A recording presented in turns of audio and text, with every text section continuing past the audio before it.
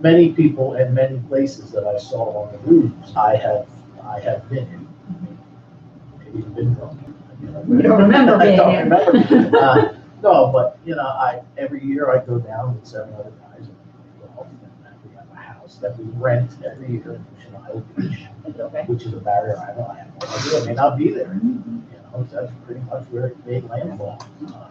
So, my thoughts and condolences and best wishes go out to Hurricane Florence. Crazy stuff.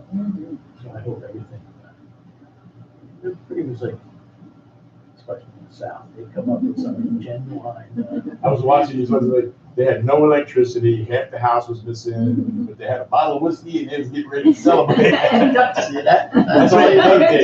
Duct tape, a tube sock, and a bottle of liquor. There they go. However, so I wish all of them, our thoughts here on Rockland Radio. We have some listeners. We have listeners all across the country. So I discovered lots lately. And that makes me feel fantastic. If you would like to be a sponsor of this program, Rockland Radio, all you need to do is go to cityofangelsnj.org. Cityofangelsnj.org and make a donation. And just make sure that in the donation comments, you put Rockland Radio. If you do that, you will be a sponsor of this program for 30 days. And you can send your own copy, or we can create one for you. At the bare minimum, you will have your name mentioned as a sponsor at the beginning of this program, which Art re-airs on Tuesdays and is also re-aired throughout the entire globe, 7 different days in the U.S., the UK, and Canada. So 30 days, I don't care if it's $1 or if it's $10 million. Whatever you donate. I would care if it's. And actually, soon we're going to be added to a new app called Pocket Radio. Cool. Yeah, and the radio stations could be on the radio. Nice. In your pocket. Could be in your pocket. So, so there's one other thing I want to get to, and hopefully I'll make it. Love learning this. Love this. I have a friend, bass player, musician. Him and I wrote a rhythm section for Kevin Toft and the Alternator, Black Cat Habitat. Who else did we play with? Pat Foran sometimes, and Pat, Pop Tom performed with Pat on a regular basis every Wednesday night over in Blue Oak, Pennsylvania. One of the things that I really learned as I am on the other side of mortality now is that you never know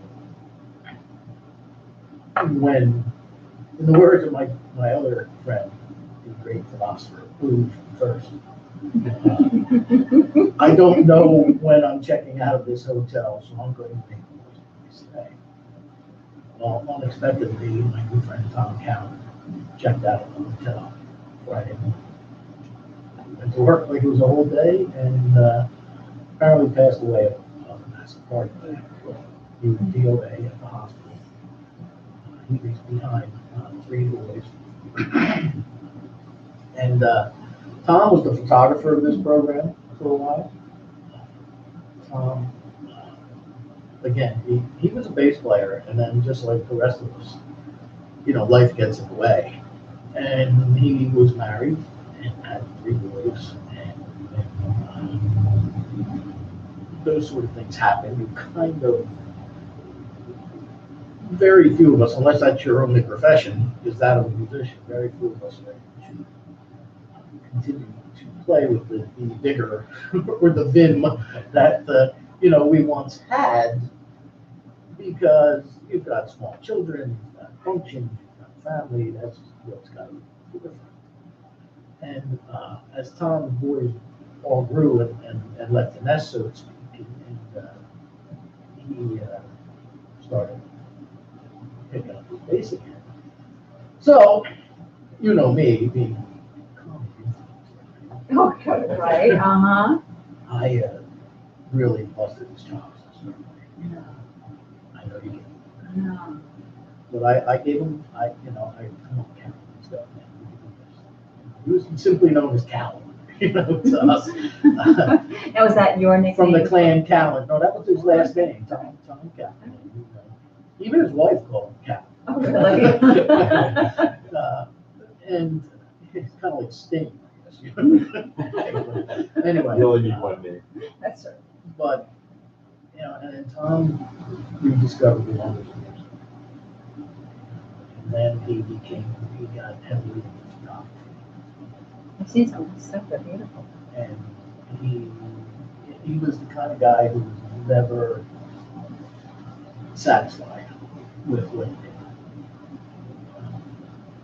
I saw him, man, I saw him. They You were all know what, the hiding lighting from wasn't, he was very self-deprecating at times, almost as if he was afraid of saying, yeah, that's right. For whatever fear that was, it didn't matter, but,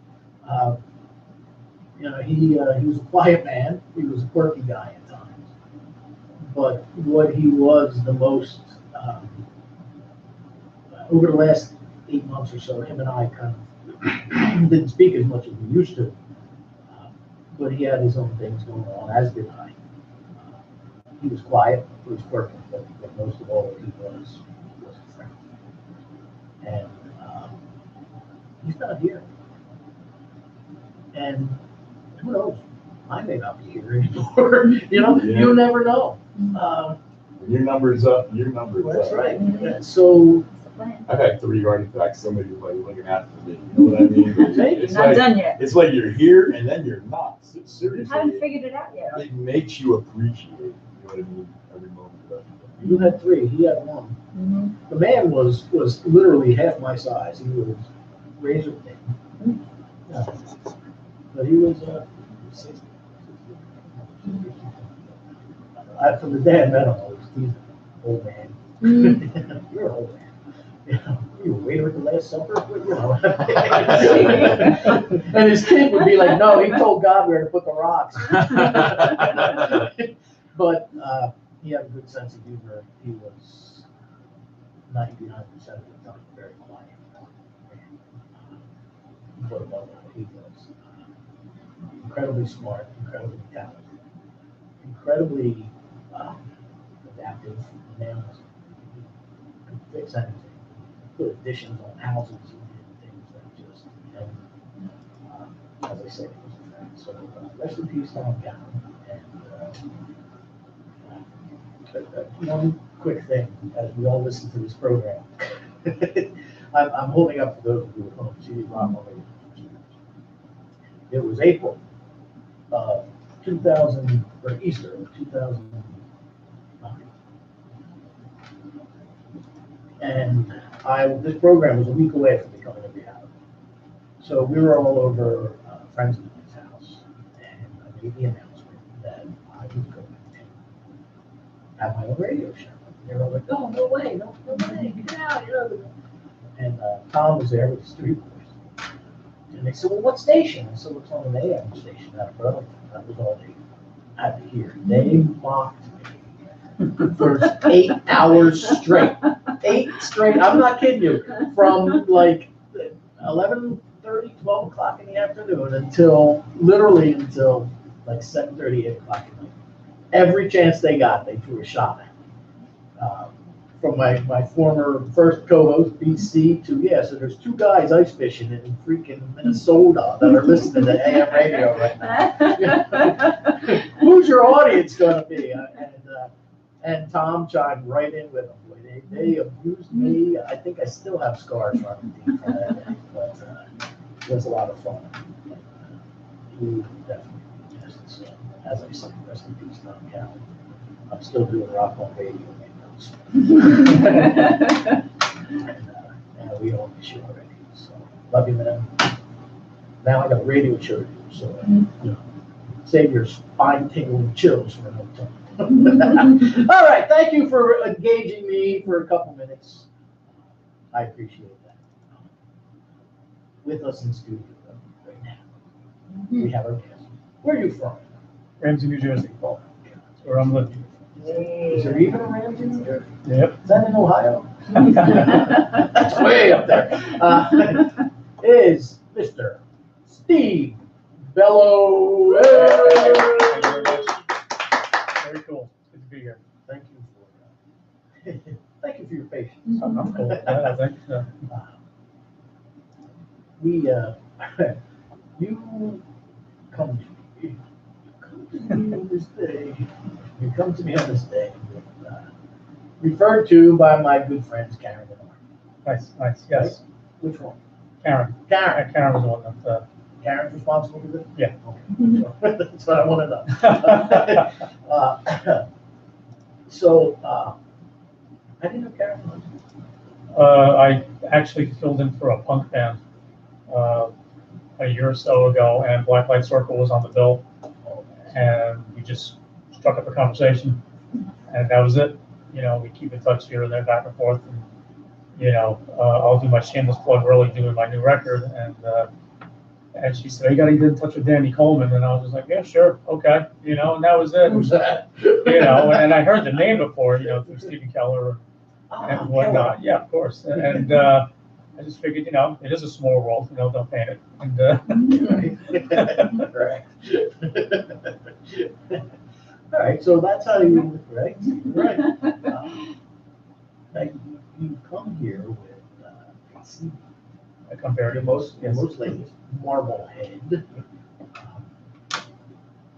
told me that you have 6 others. Yeah. Okay, how long, when did you record your first one? 2003. Oh, wow, so you've been busy with this. Yeah. 15 years.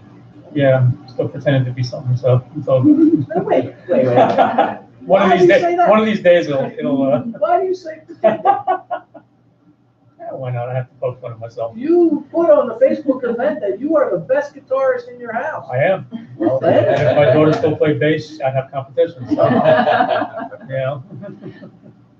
Now, okay, so why do you say that? It's like have fun with myself. You know, there's a lot of musicians. I mean, I take my music seriously. I take it very seriously, but I know me as a person, I'm a dork. I know that.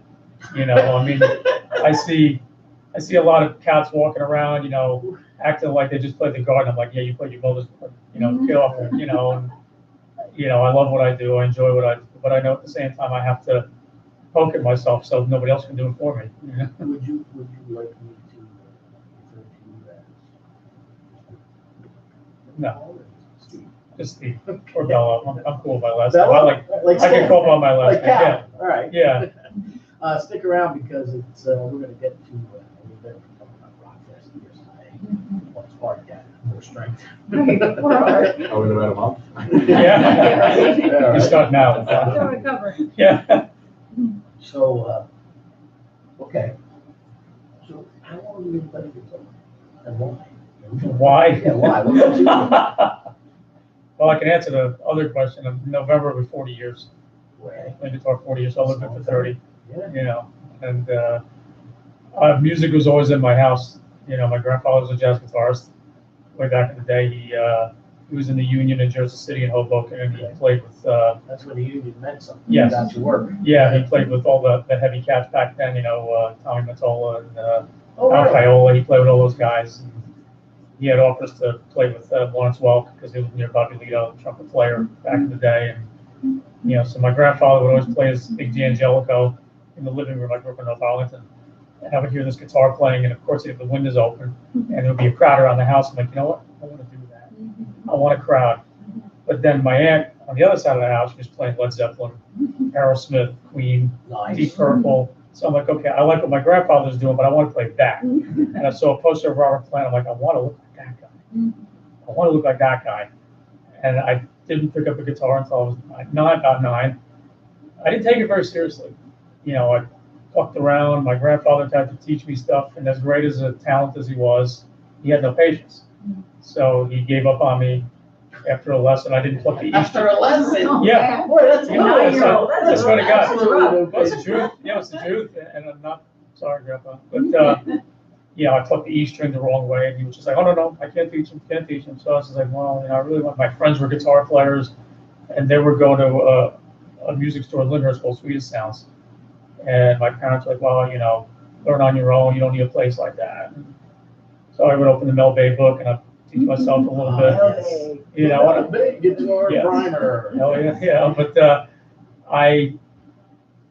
one morning, I think I still have the book, actually. I also have a Mickey Baker jazz guitar, but my grandfather gave me many years ago. But I took guitar very seriously.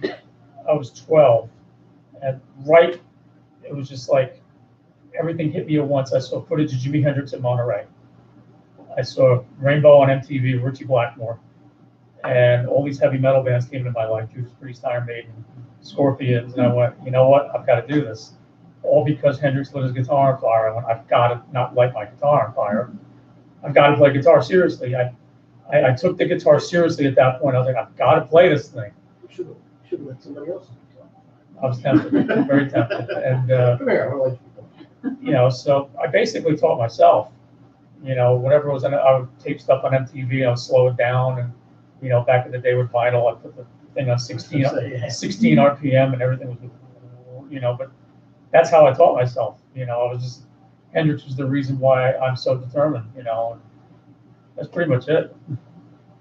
Who's the band? Okay.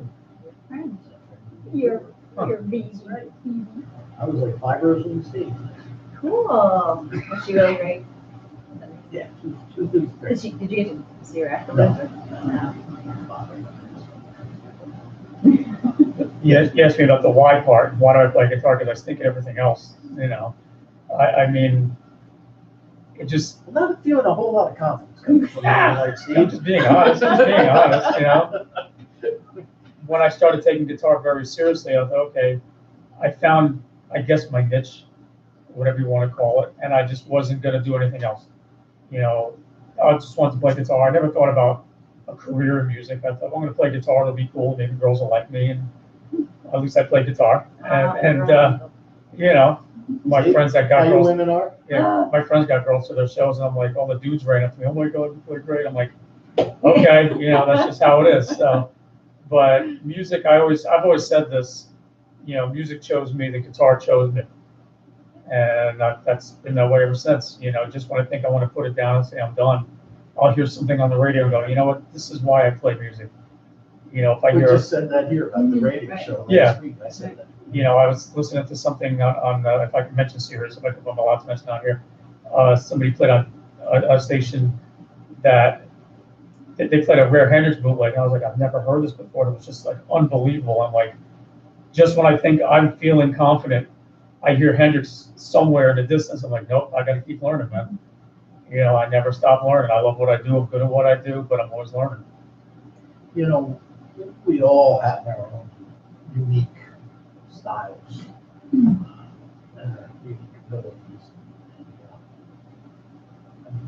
Myself, being a drummer, I'm pretty basic, especially now when I don't have the time to practice and learning things the way I used to. Nor the reason, although I do have some other reason, I guess. I never. You look at these situations like that, and I've come to accept that there's always going to be somebody who's better. There's always going to be somebody who's just got a little more of a feel than I do. There's going to be somebody who, what I need to be, is the best I can be. If that's acceptable to the musicians I'm playing with, then that's fantastic. If it's not, okay, see ya.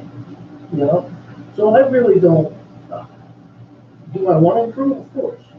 Do I want to work at it? Of course. But realistically, it is what it is. I mean, as you get older, and as I said earlier, life gets in the way. You can't always do the things that you do, unless musician is your sole job in life, to be a musician. I know plenty of professional musicians. They teach all day and they gig at night, So if that's the case, then God bless you. I wanted to be a professional musician, but I didn't have the will that I have now to set boundaries back in the day. You know, it was the right thing. That's something to fall back on. Yeah. So, you know, it's good that you can do that. It took me a long time, to be honest, because I had jobs, real jobs, if you want to call it that. And still, it's like that passion never left me. And I would see my friends just, give up because, well, why should I keep playing? I'm like, if you enjoy it, you keep doing it. Exactly. And I've had plenty of people say, well, you got kids. Isn't it about time you packed it in? And I'm like, you know what? Even when my kids were younger, I was there for them as their father. And of course, they're older now. I'm still there, of course. But music's never left me. And I do what I do because I genuinely feel like this is what I'm supposed to do. Music's never left me. I believe even on me, I've been there when it's never failed me. Yeah. There are lots of things. The only thing I can think of is more loyal than music. All my cats. I You have cats? have 2 cats, yeah. Actually, they're my daughter's cats. She wants me to say that, but I changed the litter box, so as far as I'm concerned. Yeah, you have cats. Yeah. You do the work. Oh my God, they're so cute. Dad, this thing stinks. Okay, thanks. Yeah. My saying is, lock your wife and your dog in the trunk for 5 minutes and let them out and see which one's happy to see you. That's 100% correct. See if you're See, still and that's alive. why I like the dog, because the dog is always happy to see you when you come home. Dogs are cool. Yeah, dogs are definitely cool. Cats are like aloof. Come down from that drink. You Yes. feel loaded. And they look at you like, yeah. If you're just tuning in, this is Rock On Radio. Our guest this evening is guitarist Steve Fellow. Why don't we play some music right now? Good. You have brought your latest CD, Marblehead, which is what, 1, 2, 3, 4, 5, 6, 8 tracks, full-length CD. You have you on guitar, you have Chris Davison on bass, and Ronnie Morlino on drums. Now, is that your trio that you play with on Europe? So is that the duo that comprises your rhythm section? Right now, yes, they have their own band called the Inversion Circus. Okay. And they're an instrumental trio, just like what I do. Their stuff is a lot more jazzy than what I do. They have metal flourishes. Their guitarist is great. His name is Chris Maycock. He actually helped produce that record. He recorded my guitars in the studio. My stuff is definitely more metal with funk and jazz thrown in. Their stuff is very jazzy, very progressive. It's great stuff. They wanted to help me with my new CD because the previous lineup I had bailed on me before I went to record, and I went into this really deep depression, to be honest. And Chris emailed me through Facebook, and he says, "Look, man, send me the files of the demos." And I'm like, I don't feel like it. I'm done. Now, send me the files. I sent them a couple of songs. Send me more. I sent them the songs, and he said, Ronnie and I want to meet you at the studio in Red Bank. Okay, and I'm just like, here I go. And I swear, I think the first song we jammed on, I want to say was Marblehead, I think. And the first 10 seconds, I felt like I was a kid again. I'm like, this is why I play music. And it just, these guys really made my music come alive a lot better. And I was like, let's do this. And we had 4 rehearsals, and we did the album this past February. It came out in May. So this is probably the fastest I've worked on an album, not including the first album. Oh, that's fantastic. So what is Marblehead? I was at a temp job in 2015, and it was a company in Mahwah called GlobalSoft, and they printed calendars, and it was an amazing facility. And my job was to sort out Christmas calendars to mail everywhere in the world, basically. And every day I would get these bins, and this one bin was always Marblehead, Massachusetts. And I went, man, that's like a Joe Satriani title. And I wrote it down. I kept thinking, okay, I had a different title for the album. Marblehead just stuck. I went, it's just something, it's just not letting go. And I didn't have music for it. I have music for other songs. I have no music for that title. And then one day it just hit me. And this is Marblehead. This is the concept behind Marblehead. It's just, a weird, quirky, funky metal album, and that's really it. So I have Bad Temp Job to thank, so, For Marblehead. yes. Well, Art's got that track queued up right Nice, now, nice, actually. nice. The title cut, Marblehead. From your album. Or the same. Yes. This is Rock on Radio. I am your host, Danny Coleman. Our guest this evening is Bello, and this is the title track. It's called Marblehead.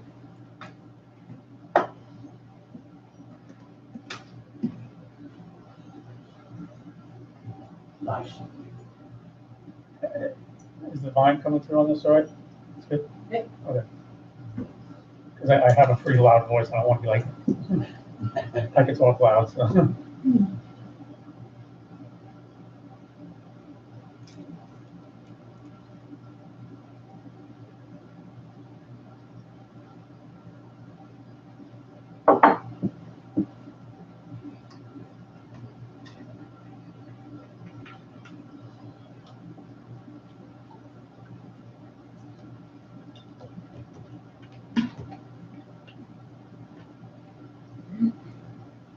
Sounds good in the headphones.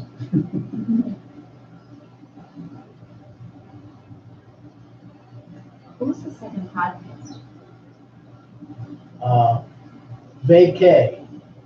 Oh, let's hope he doesn't vacate. VA-CAY. He may vacate.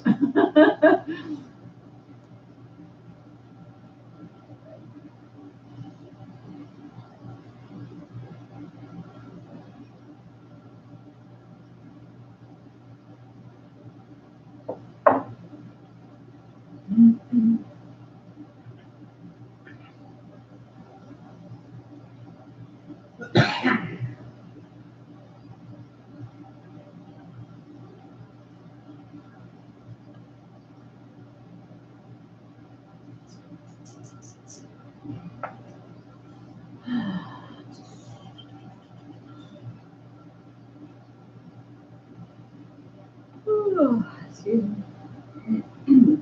Music's boring already. No, it's been a long day. A long week, actually. Long Weekend.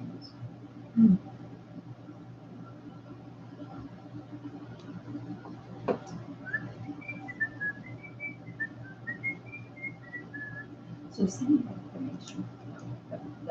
The raps. Then Google it. Do they have a webpage thing on Facebook?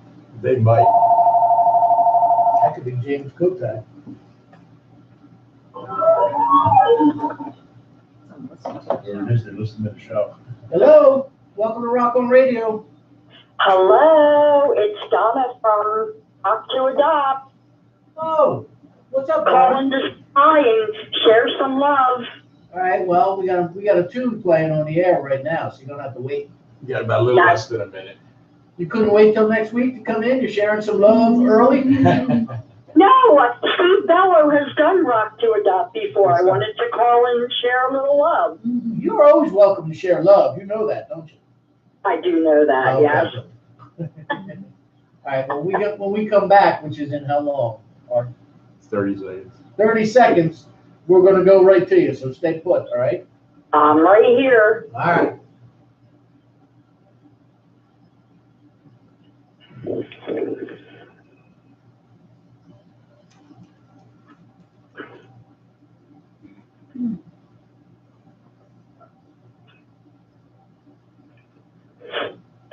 About 10 seconds.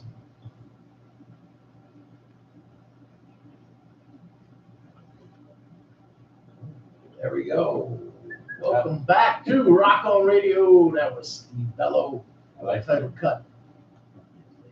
Marblehead. Oh, yeah. Wow. Oh, Oh. now we got you. Now you're there.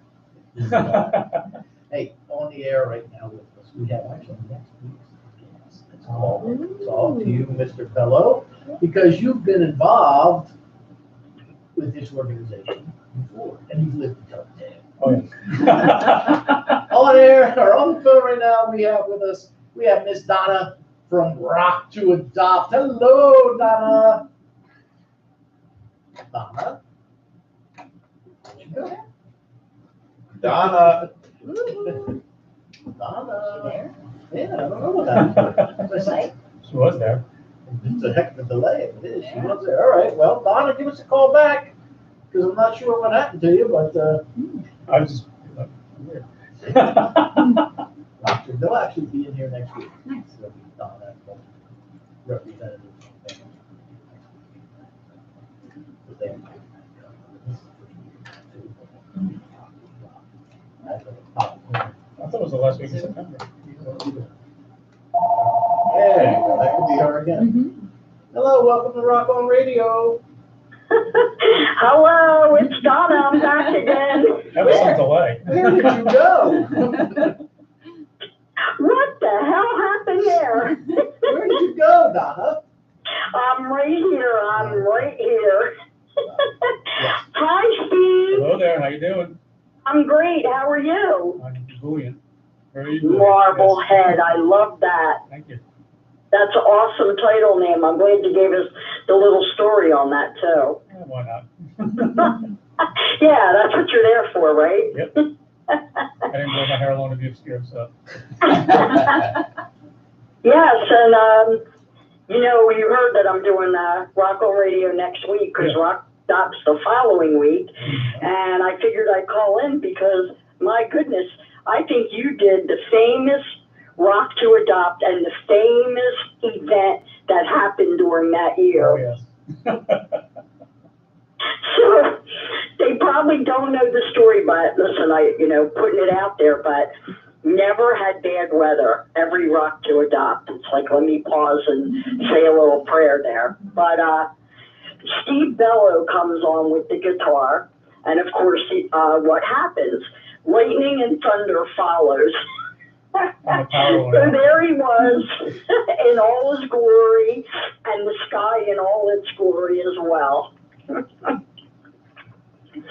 But it was a great memory. So are you saying that Steve brought the rain? Is this, because that's a little accusatory. Donna. I'm just saying. This is a true story. You have to ask Steve because right after he played, Rip played, and we had the bubble wrap Rip on the stage, and they Yeah, kept playing. Everybody was such great. Right, Steve? True story, right? Yeah, it was like my band, we hit the stage. I think 2 songs in, the power went out. I think it was a generator or something like that. Power kicks back on. Next thing I know, the sky's open, and there's a blue tarp in front of me, and I'm like, am I that bad? You gotta hide me, and the people stayed. I mean, they found refuge somewhere, and I'm thinking, okay, you're hiding under trees, what if there's lightning? Not the smartest move in the world, but we finished the set, and Should have all piled in Keller's car. that would be great. That would be great. And he actually, Keller, he was just like, can I borrow your right for the shop? And I was like, yeah, sure, definitely. And he's like, what do these buttons do? I'm just like, whatever you step on, if you get electrocuted, don't blame me. My gear was wet, and it was funny. Rip played half their set. All you saw was their foreheads, and both of our bands, we were just troopers. And of course, as soon as they're done, I think Nikki Breyer was on next. I think she's back. Yeah, and it was fine It was for her. fine. I was just like, you know what? This is a sign. There you go. See, but I had a great time, and And I love you for playing the event. thank you. But out of all the artists that have 7 years played that event, you're the only one that brought the thunder and lightning. You know what? You never forget that as long as you live. See that? No, I won't. And the bubble wrap on the stage was That really was great. something. That was awesome. stands We have out. photos of that. Oh yeah. All right, Donna, well, thank you very much for calling, and we'll see you in here next week. Yes, Danny, and I just wanted to say I'm so sorry about your friend. Oh, my thank you very much. He was a good guy. Good bass player. Okay, bye guys. It was great to talk to you. And All I'll right, Donna, rock on. Bye-bye. There we go. Rock to adopt. Donna has come on this program every single year. From the first one to the last. It's usually in June when she comes on. Yeah, it's usually in the June. third week, yeah, but this year it's later. And what's it for? Pet adoption. So you said it's some kind of They, popcorn zoo? at Popcorn Park Zoo in Lacey Township. They have an adoption. Nice. I have, actually, I believe, Tom Callan, his cat there.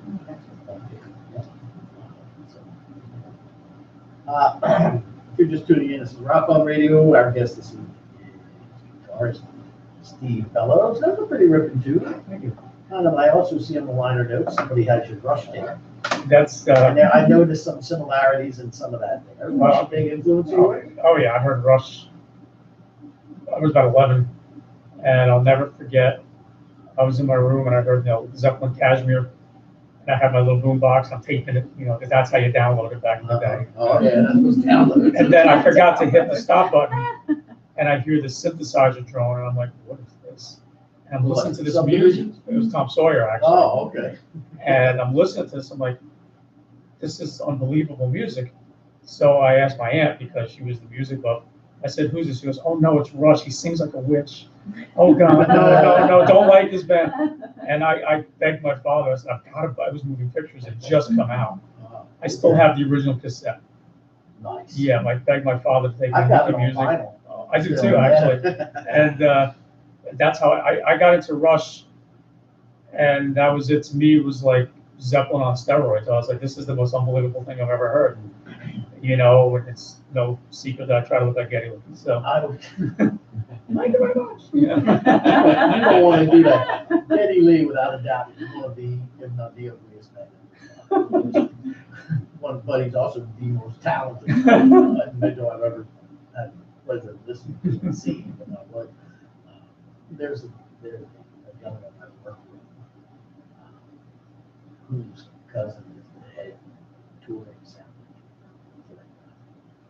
And so he knows about it. He and I exchange stories all the time. Because I haven't listened to Rush tours since. I went the very first time I saw him, it was September 25th, 1980. And I know that date because it's also the day John Bonham died. Yes. Permanent Waves tours at the Spectrum. Oh, yeah.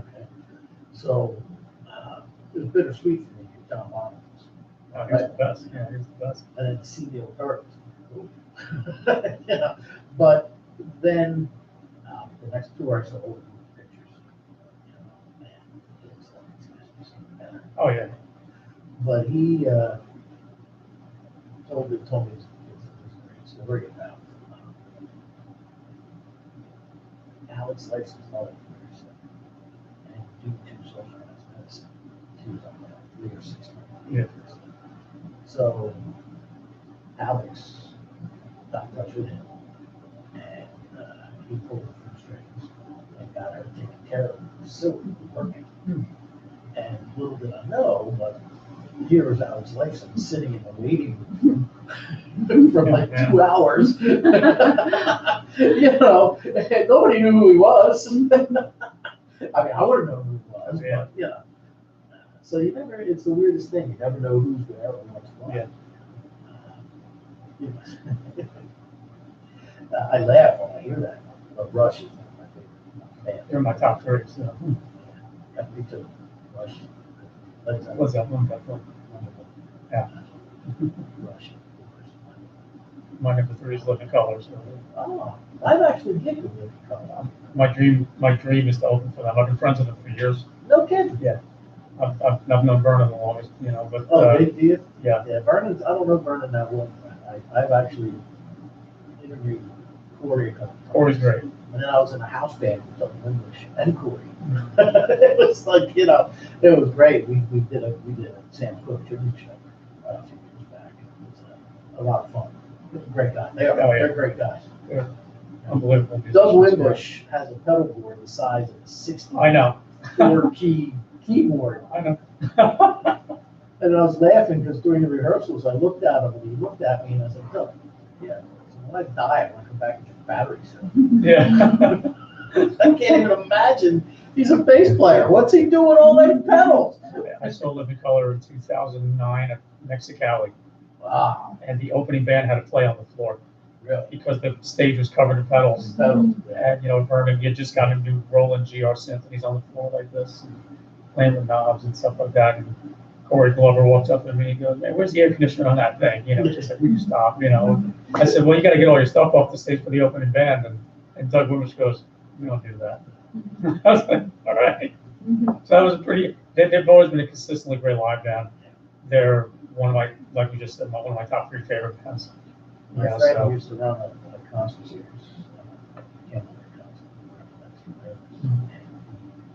Actually, got Living Color Yeah, to do a show. it was in Newton, I think. No, it was a church in Ewing Township. Ewing Township. Right across That's right, from Kelly told College me, of yeah. New Jersey, Trent State College. That's right. Old people. I said old. She said she went right for the. No, well, jump. actually, I have to tell you, my sister was the last class to graduate from Trent State. She's younger than That makes you- I am. Very Now the philosophy change, I never said I was. right? So, anyway. Just staying out of this. I'm- Good idea. Yeah, me too. I'm backing out slowly. Started There's a it. little fader in the, Started it. Trenton, State, yes, carry on Trenton State, yes. Anyway, it was a Methodist church, only held 300 people. wow. And they set up on the altar, like for all the conference. The pastor at the church used to road for James Taylor. He's like all about music, you know. Great sound system. The church itself doesn't have a real high ceiling, so it's, you know, the acoustics are reverberating everywhere. Yeah, he had some good shows. Living Color, and Corey Glover. So, he started with Talcum. Yeah. Them guys. Unbelievable. Right, so you start playing guitar. Do you remember your first band? Unfortunately, yes. Like, That doesn't sound good. I wish my first band was this really cool metal band, and you know, we wore spandex and had the choir eye bullseye shirts. And it wasn't like that at all. The first band I was in was called Burgundy Mist. The singer came up with the name because it sounded, I'm a Prince fan, and he said it sounded like Purple Rain. So, I went, okay. Really? And I'm like, I'll join the band if you change the name. No, that's the name of the band. I'm like, oh, I'm just gonna wear a sign that says "Kick me on the back" when I come home. We weren't a very good band, obviously. We just weren't a very good band. But I will say this: it was the first time when we played in front of people. We played the first show we ever did was a backyard party with this girl in our class. Her mother called the singer's mother and Right. said, "Oh, you know, your son's band is so cute." I'm like, "No, we're not. It's not with the cute. My cat is cute, you know." You know, Well, You want to the be, girls you you wanted, want to be right? like, you know, tough guy. yeah, I want to be like Metal Slayer, dudes. Metallica, you know, and here, you know. But I will say this: it was fun because it was my first experience playing guitar in front of people, and I learned very quickly that afternoon playing in this backyard. I think I want to do this for the rest of my life.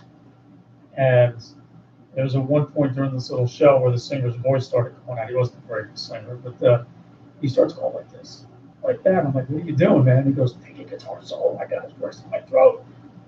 Take a guitar solo. How old were you? 15. I was 15. That was 10 years ago. And so, You should keep getting younger. yes. And, All right, Benjamin Button. no, so Bellow Button. So out of nowhere, he goes, "All right, the rest of the band's gonna take a break, but Steve's gonna do guitar solo." I was like, "What am I gonna do?" So I just thought I'll do Eruption. I'll do Into the World by Gary Moore. I did some Randy Rhoads kind of stuff. I did some Richie Blackmore noises. I played with the delay knob.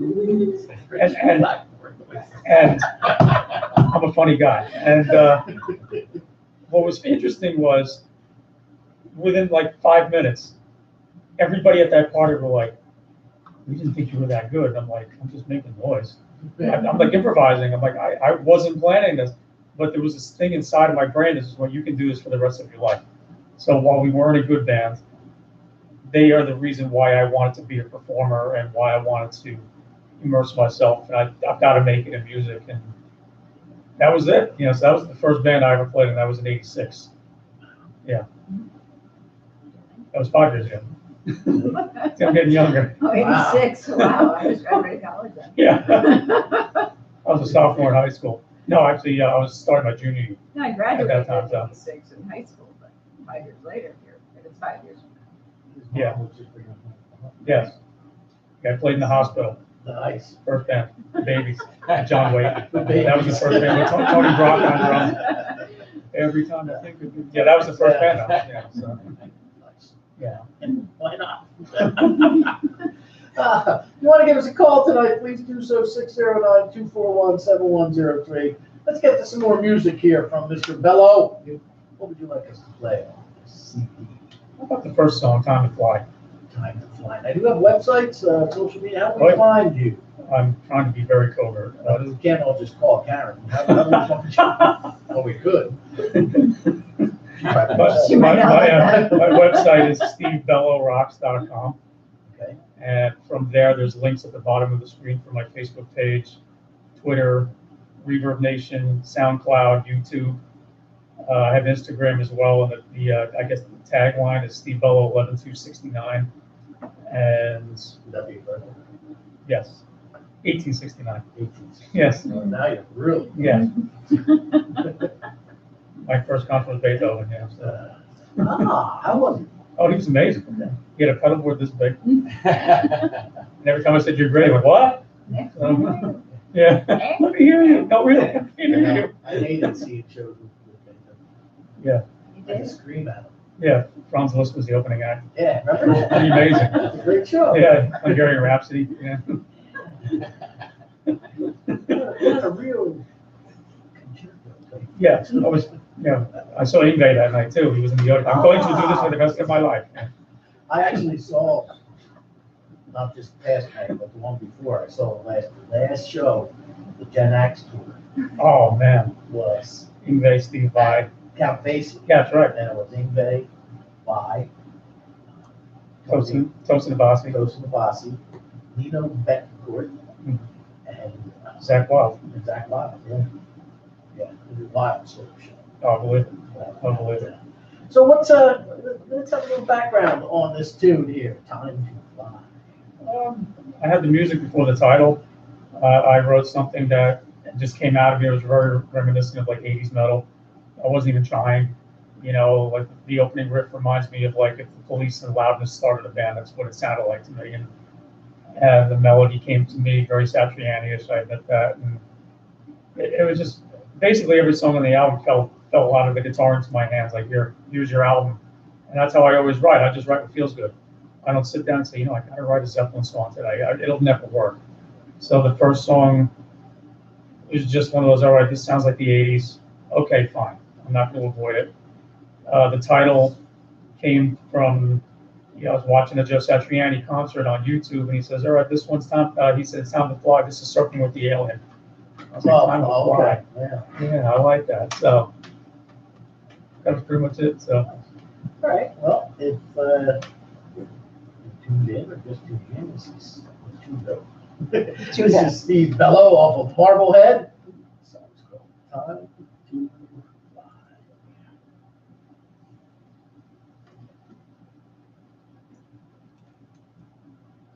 Here, take a selfie. you had me talking about my first band. Oh, I actually Post. really cool. unfortunately, when I met him, he wasn't nice. No? It happens. I met Really Steve nice. Vai a few times. Yeah, how was he? Gentleman, absolute gentleman. I worked at DR Strings for many years. I met a lot of people. It was great, See, the thing is, I guess they all kind of have to be nice to me because if I'm doing a write-up on them, they don't Yeah. write up, You know who was a total ass, though? Two different people over the 8 years I've been doing write-ups. You know who was a total ass? Mike Portnoy I believe that. and Andy Summers. Andy Summers? Yeah. Really? Oh, yeah. I would have thought the opposite. But Mike Portnoy, I could believe. I could totally believe him. Actually, I won't mention it on the air, but a funny story. One of my friends was in Sam Ash in White Plains, and Mike Portnoy was there. And his car has a bumper sticker that says, "You're driving behind Mike Portnoy." So my friend wanted to get a Sharpie and went, "That's too bad." Yeah, right. I'm sorry to hear that. Yeah. He's a total ass. Oh, he is. He knows it too. Because I saw I saw the Winery Dogs. I got to meet Billy Sheehan. He's a great guy. Great bass. Richie Kotzen's a douche, you know. I Mike interviewed him too. He was. Mike Portnoy came out. To me, he was always like a frustrated singer. Like he always wanted to be a front man. He was like Lars Ulrich. I saw the Winery Dogs at Starland. I was there. Were you there? I was there. And, you know, Billy was like the nicest guy. And I saw him at NAMM. He signed some stuff for my daughter, and my daughter got to meet him, and it was really cool, you know. You had to get me talking about my first band. I swore up and down for the rest of my life I would never talk about that band, but Burgundy Mist. Oh, Burgundy Mist. I still talk to those guys, actually. I gave my daughter, she wanted to meet Vinny Lopez. Who's that? You don't know who Vinny is. I do. Well, I'll tell you what, We my do, parents were at a wedding, and I think Vinny's band was the wedding band. That's quite possible. I forget where the wedding was. It was in like upstate. It was in New York City, in Manhattan. And I think my father said, "Yeah, I think the drummer played with Springsteen." I said, "Vinny Lopez." He goes, "He was just really loud." He says, "I couldn't hear myself." I'm just like, "You can't hear yourself anyway in a small room." Actually, now he's like 70 years old. Yeah. He doesn't even play. I mean, he played the drum set yesterday because I had it there. Otherwise, all he brings is a snare, and that's it. But he's good as hell with it, man. So where were you? So you were born up in North Jersey, though, right? I was born in Belleville, actually. I lived in North Arlington for 18 years. And North Arlington hasn't been the same since. So. You got about 30 seconds. Cool.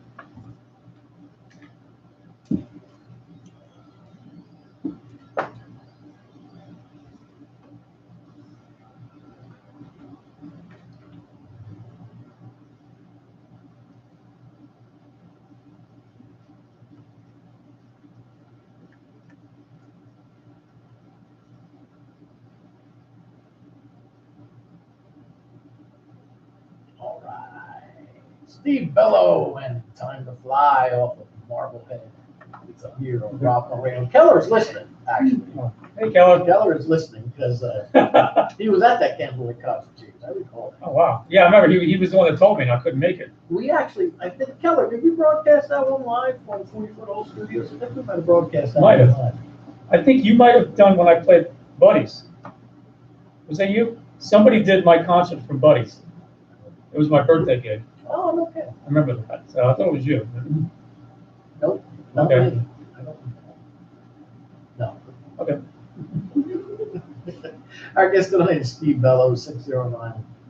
If you want to have a conversation with any of us or comments, questions about progressive jazz, rocking too, that we play in here, jazzy, progressive, rock and roll, combination. So who did you idolize? Sorry. Early on was Jimi Hendrix, and then Richie Blackmore, and then I discovered Yngwie Malmsteen, and Now, Yngwie, talk about loud. yeah, I saw Yngwie at the Birchill in '99. Whoa, the Birchill, you're going way back Yeah. now. The Birchill Inn. Yeah, Remember that place? The Birchill Inn? I still remember that. and then a week later I saw Steve Vai and Zach Wild was at both shows actually. Pretty wild, but yeah, I got into very heavily for obvious reasons. I mean, I heard the first album and I thought that my tape was running out of battery use. I was like, man, my boombox, there's something wrong with my boombox. Everything's going too fast. And I brought the tape back to Making Music, and the guy said, no, that's how he plays. I saw him at, I think it was the Showboat or the Show Place in Dover in the early 80s, and he goes, I saw Yngwie with Tallis. He said, that's how Yngwie plays live. He's brutally fast. And I was like, okay, I got to play like this. Then I discovered Uli Roth from Scorpions, and from there was Steve Vai, and I was on a Steve Vai kick forever. And then I heard Vernon Reid. For the first time, I was just about to graduate my senior year of high school. That's when I heard Living Colour. Out of all the guitar players I wanted to emulate, I heard Vernon Reid now, and he's doing exactly what I hear in my head. Yeah, he's playing this like really, I don't want to say avant-garde, but he was mixing up like John McLaughlin with Eddie Van Halen and like all this stuff. And I went, he's doing what I'm doing, except he's making money at it. I want to do that. And this, when I first met Vernon, I told him the story. This was in '90 or '91. When I was in high school, bands didn't want me. They're like, you don't play like Eddie Van Halen. We want a guy that plays like Eddie Van Halen. when Living Color came out, we need a guy that plays like Vernon. You're the guy. And that's how I got gigs. And I told Vernon that story, and he just looks at me and he goes, I did something right. You know, so After that concert, I got him and Corey Blood and the whole band cut, which unfortunately I lost when my phone went down. I got them all to cut promos for this program. And Vernon's was funny. He's like, you're listening to Rob on radio. yeah. He just started laughing. You know, as opposed to like Corey. Yeah, you're listening to Rob on radio, you know. But, yeah, they were, they're a great bunch of guys. Actually, they're nice people. Yeah, no, they're great. Great band, like great people. You know, obviously Satriani was another one that I heard him when I was in high school. I went, okay, if he's Steve Vai's teacher, this guy's got to be twice as good. Right. The other was him. You know, and I liked who was popular at the time. You know, George Lynch, Jake E. Lee. You know, guys like that. I was getting into the Tony McAlpine. He's a tremendous piano player too. Vinnie Moore, all those cats. I love the shred players, but I was always a song person. So I always wanted to be the guy that was the metal guitarist that did more than metal. And I think I hit it out of the park with this album, to be honest. I think out of the years I've been recording and stuff, this album I think really crystallizes everything I pretty much wanted to be as a musician, as a writer, as a player, you know. So I love those tracks you heard. So. thank you. Keller did say that we did broadcast a lot. I thought so, yeah. That's, actually, so if you go to 44 Home Studio's website, probably Dave has them all archived. Mhm. Probably hear and listen to that concert. Yeah. Trinity United Methodist Church. Good. Very good. Okay, so you decide, where were your other 6 discs? The first CD was recorded at a studio in Franklin Lakes. And it was done as a favor because I helped put this guy's studio together. I used to work at Victor's House of Music when I was around way back in the day. And I helped put a studio together with a couple of people, of course. And he said, anytime you want to record here, you let me know, it's on me. And I got endorsed with Ibanez Guitars, Okay. which was a total bolt out of the blue. There was a long story, which I won't get into, but they said, you know, we want you to do clinics for Ibanez. Do you have any CDs for sale? And I guess I'm going to do that now. So I called this studio and I said, I need to do a CD. I got to do clinics in a month. All right, we'll set you up. I worked with a drummer and I said, I need somebody to play on my CD. All right, give me your ideas. I'm like, I don't have any ideas. I was strapped for ideas. I'm like, I actually dug through old demos from college. And I said, okay, that's a cool riff. So my first album is basically stuff I wrote in college. It was the first album called Twisted Metal. Okay. And I figured, all right, I'll just do this silly little piece of music. I'll do clinics. It'll be fun. I'll make a few bucks. It'll be cool. It got a review in the Aquarium, and all of a sudden people are like, you're going to perform? I'm like, honestly, I lost my desire to perform. I was like, I'm done with bands. I'm done with everything. Let me just do clinics. And then the second record, and the third record, actually, the second record is called All Wired Up, and the third record is called Jupiter Return.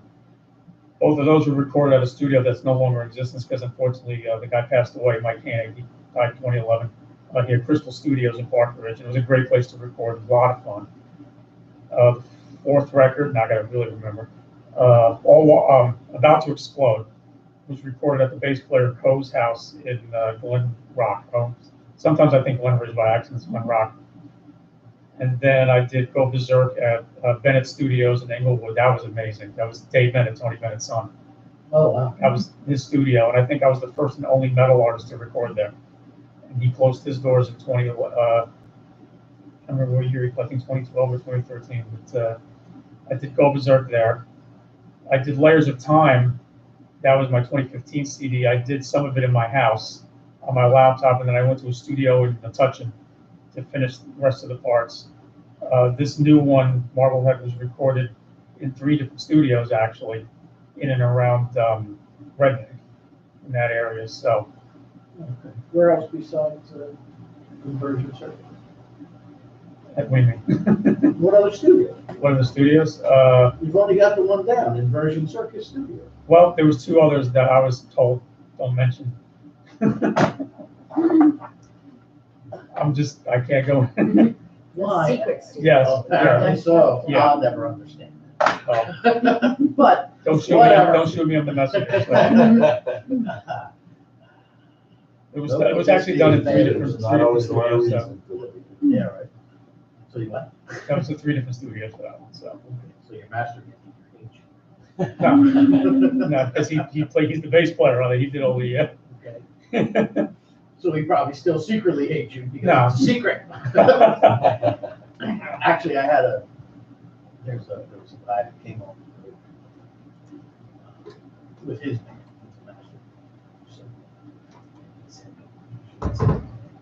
these bands think that it's great. And they record these 2 tracks in Nashville, and these 2 tracks out in LA. He's up in New York. He says it drives us nuts because we got to get all those things to sound the same. You know, so and he told me, he says, you get that. I have to listen to it in my car. I have to listen to it on a stereo. I have to listen to it on an iPod. I have to listen to it on a download. I have to listen to any form of media that's going to be playing this material. He's got to listen to it so that it all comes out sounding the same, whether you're playing it in Bellowland or we're playing it here at City of Angels. You know, Yeah. so. Recordings are so. Well, what was unique about this album is that I wanted a live feel. I always felt like with my past records, I wanted the feeling that when you listen to the first Zeppelin album or the first Van Halen record, that when you put your headphones on, you can picture them in the studio recording the album. You can smell the vibe, the sweat and all that stuff. And I felt we captured that. That's why I think this is my best CD. It's just everything I wanted in an album finally came together on this. And I'll be really frank with you, I don't know how I'm going to top it, but I'm just going to, whenever I get to do my next record, I'm just going to say, you know what, these are new songs. What is it that you hope to do? Worldwide domination. Nice. Start. That's exactly what I was thinking. I did tour in 2014, not with my music, but I toured with T.M. Stevens. And he played bass with James Brown and Steve Vai and all those cats. And the drummer was T.C. Tolliver, who played with the Plasmatics. Oh, yeah. Yeah, TC's I know great. TC. TC's great. He actually played in my band briefly, and then when TM needed musicians for his shows, he was just like, Steve, you're in on it. Yeah, Right. So I got to do some touring, and it was an amazing experience. We toured in Germany in 2014. I would love to go back with my music this time. I would love to play my stuff over there, because I think it would be a huge thrill. TC's been a guest in this program. Yeah. Good. Hello, welcome to Rock On Radio. Who is this? It is Karen, Danny. How you doing? Whoa! I hear my mother calling. Hold on. It's her. Hello, Karen. How are you? I'm good, Danny. How are you? I am always happy to hear from you, my friend. I know, and I'm happy to hear from you. How is my friend Steve over there? I'm good, man. I'm good. Good. Got a big show coming up at Starland. Yeah. We're going to be there. She's promoted before I am. All right. That's Cool. right. We were going to get to that very Yeah. shortly. Thanks, But Karen. since you're on the phone, Karen, go ahead. Yeah, you promote me. Hello. Let's hear Yeah, it. okay, yeah. He's got a show coming up at Starland Ballroom, and it's going to be awesome. He's opening for Alita Ford, and everybody should go because it's going to be an awesome show. I opened for her 2 years ago at Starland. It was a great show. Nice. It's- I think the crowd needs therapy after watching me. Because Yeah,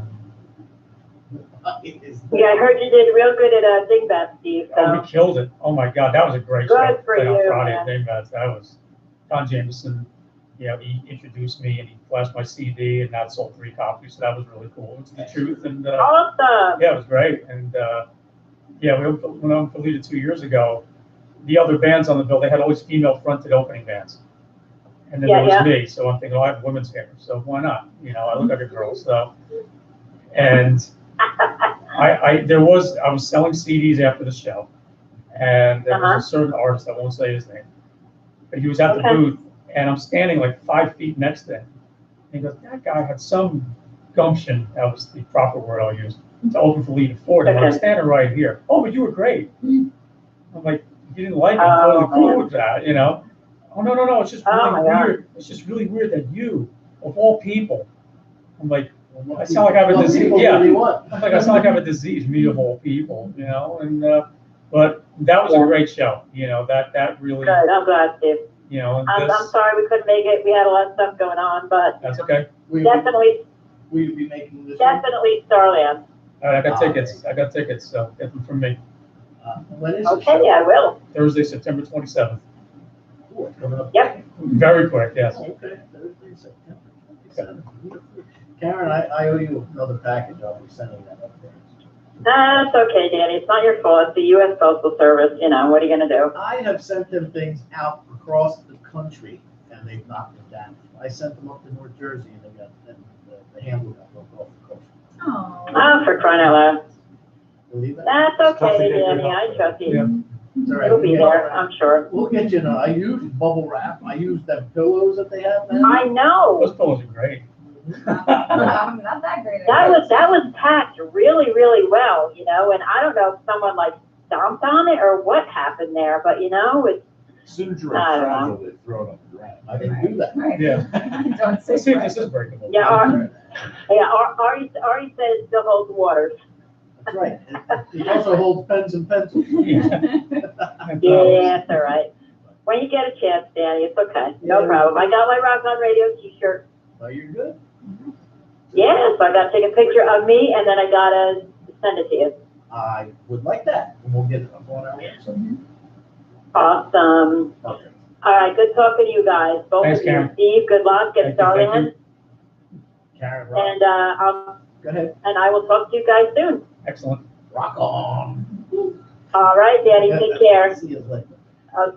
Uh, Okay, honey, bye-bye. See ya. I love Karen. So, okay, so you got this big show. huh? Yeah. Starting to have to get tickets. I actually finally set up a link on my website, stevebellarocks.com. If you go to the shop page, you can see the link for tickets. And what I'm telling people is, you know, it's my PayPal. So even if you don't have PayPal, it's easy to set up. It's very simple. And you put in the request how many tickets, and obviously they're $20 each. So you would put in the amount, obviously how many tickets you need. Hopefully you want 100. And then I always ask, you know, do you want them mailed to your house, or I'll leave them a will call. Most of the time, people like the will call because they feel like, ooh, Steve left these for me a will call, you know. I like that feeling too, you know, it's cool. So whatever works, you know, I got to get the tickets out there. I want to see new faces, familiar faces, you know. It's going to be great. It's going to be a lot of fun. Excellent. And I promise I'll shave. That's the 27th. Yes. Lita Ford had a producer who is one of the best blues guitarists I think, out today. Philadelphia. Oh, yeah. Oh, yeah. I don't know if he's still producing for her or not, but I know Gary does. Gary also played Kim. Yeah. And then the next day, he headlined an event that I emceed at Stone Pony. I remember that, yeah. Mhm. Revelation Foundation. Gary was ahead. With a guy who's on this program, John Close, also. And Gary says, hey, go find us a bass player with a jam. I thought it was a kid. Next thing I know, me and Gary and some bass player, I pulled off some other band, we're up there jamming, and Jan at the Stone Pony. He played a couple of blues tunes to close the night. What a guitar player. Great guy. Oh, yeah. Dan Leader, she's a slouchy. How'd you get that gig? But the first time, my cousin Alicia sent me a thing through Facebook. Oh, we got to go see Lita Ford. I'm like, hold that thought. I come back an hour later. Guess who's opening for Lita Ford? You got to be kidding me, you know. And then the second time around, they reached out. They just said, you want the gig again? I'm like, yeah, you know. Simple as that, you know. Well, that's how you met her at the Asbury Group. Her name Asking. Oh, right.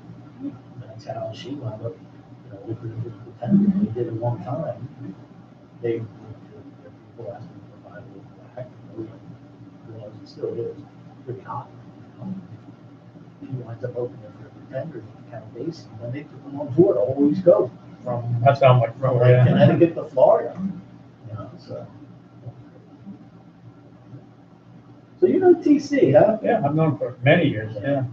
Good guy, Oh, yeah. funny guy. I enjoy it. Sometimes I see him. That guitar player, he's got, Franklin. Jerry Frank, yeah. Oh, man, he rips it up too. Hmm. He got some- They were looking for a bass player. Last I heard, TC was playing with Vinny Martel. Yeah, I know he Yeah. does the vanilla fudge thing. Yeah, Yeah, sometimes Vanilla Fudge, sometimes Vinny with with the other guy from vanilla fudge. Grammy. Yeah. Yeah. Yep. Vinny, there's a place about 8 miles south of here called the Ivy Tavern. Okay. What we musicians call the Great Wall of Alcohol. I've seen pictures. That's your backdrop. Because the one whole wall, it's the Ivy Tavern and Liquor Store, actually. So the one whole wall is nothing but bottles of booze. So you would be doing a gig and the owner would be coming up, like sneaking behind you, grabbing a bottle of booze off the wall because somebody wanted one, you know? That's the truth. No, I Mike know. said that to me, boy. And, they have a jam there. There was a fellow by Teddy Zabarski who used to be the bar manager at the place in Hamilton Township, in Cedar Garden. And he comes down to Cedar Garden was the only facility. It was small. It wasn't much bigger than this room. That was friendly to original artists. You didn't have to play covers to play Teddy Z. Teddy Z passed away in his back. So I heard that. I reached out to a couple of musicians. We have some sort of memorial jam. We have a big jam on Sunday afternoon at the Ivy Tavern.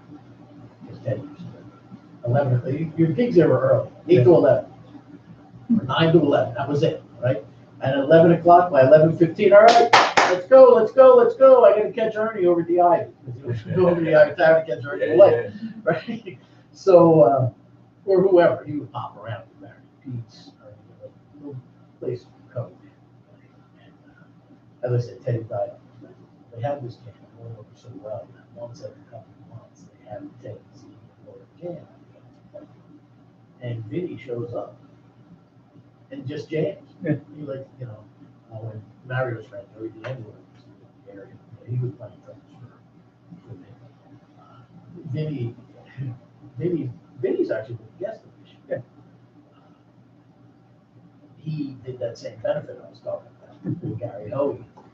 He was selling, autographed guitars, after the flight sign.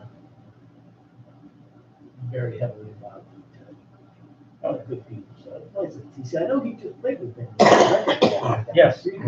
Yes. So, that'd be cool. With TC. Yeah. The last time I played with TC was 2014. Oh, wow. So Yeah. Been a while. Yeah. Been a while. Well, let's play some more music. What are we going to do here? Off of this fine CD. I'd like to play Turn to Rust. It's almost 7 minutes though, if that's cool. Fine with me. Yeah, Turn to Rust. Turn to Rust. Okay. You Well, go to the restroom? Now's the time if you need to use the facilities. Yes. This is the equivalent of Freebird. Yeah. Why do you want to play that one? It was the hardest song for me to write. Okay. And I wanted to challenge myself and write something along the lines of Robert Trower. Because nobody would expect me to do anything like that. But I wasn't going to force it. You like the blues? I like blues influenced rock. I can't listen to like actual blues music. I just can't. But, I love Cream. I love Hendrix. You do realize pretty much everything you're playing based on some form No, I agree. of No, you're right. You're absolutely right. But like, I can't listen to like, I don't mean to be disrespectful in any way, but I just can't listen to that. And It's like I like to play golf, but I can't watch it. yeah. So I was listening to Lenny by Stevie Ray Vaughan. And I'm like, I love that guitar sound. I want to write a song like this, mixed in with like Bridge of Sighs and Little Wing. And I'm like, I'm going to set myself up. If I can't do this, then I can't Stevie do Ray, this. Robin Trower. If I can't do this, I can't do this. Okay. And the previous lineup I had, I remember we had a rehearsal. I said, guys, let me play you this and just tell me flat out what you think. Don't hold back. And I played them the riffs, and the drummer, he said, that is the best thing you've ever written. And I said, it goes on the album. And when I played that song for Ronnie and Chris, they both said, yeah, that's something. No one is going to expect that from you. And when we played this album live at Roxy and Duke's, granted there weren't many people there, so I kind of felt like my music went underappreciated. The Dingbats gig we just played this past Friday, this song, people were clapping during the song. I was like, that's never happened before. I was like, people actually, they were like, one woman came up to me, she said, that song reminds me of Prince. And I went, wow, that was really like something. That I think this Which song. also the longest track on the disc. Yeah. Okay, well, let's get to that then. You set there, all right? I am. Ready to go? All right. Our guest tonight is Steve Bello. This is Turn to Rust off of One Man.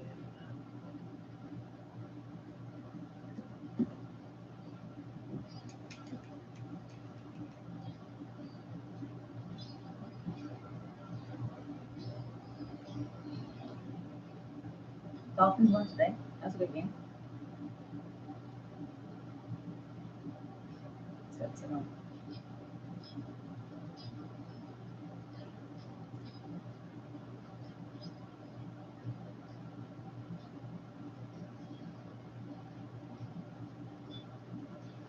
I can hear Little Wing right off the get-go. Oh, yeah.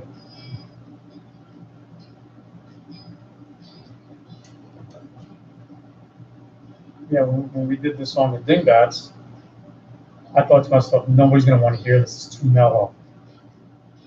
And as soon as I played this, everybody in the room went like that. And they were glued to the stage. And when it kicks into a heavy part, and after the guitar solo, I did the solo on my teeth live. There's actually a picture of it on my Facebook page. After I did the solo, we ended the heavy part. Before I go into the mellow part, that's when everybody started clapping and screaming. I'm like, the song's not over yet. But people flipped out over it. Now everybody was talking about it. Like, that was the best song of the night. I was like, wow. I was very surprised. Good feeling, isn't it? Well, it's like one of my old bass players once said, when the music's good, life is good.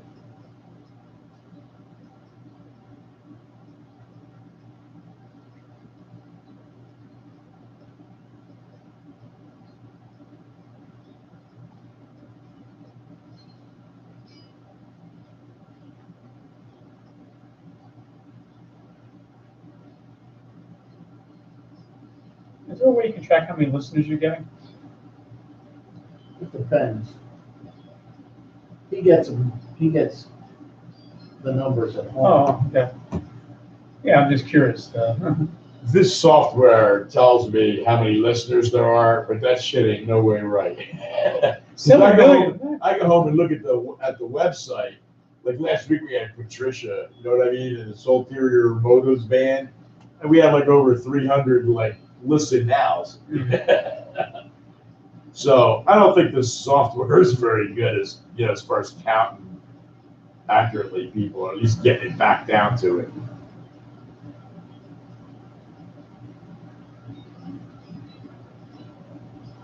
So I looked at our City of Angels website, it was like over 600 hits yesterday to it. nice. I was like, well, where the hell were they? They didn't show up at Rockfest.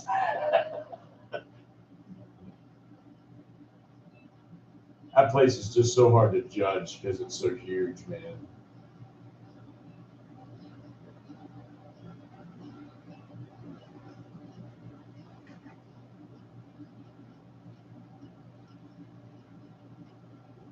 That was a picture of it.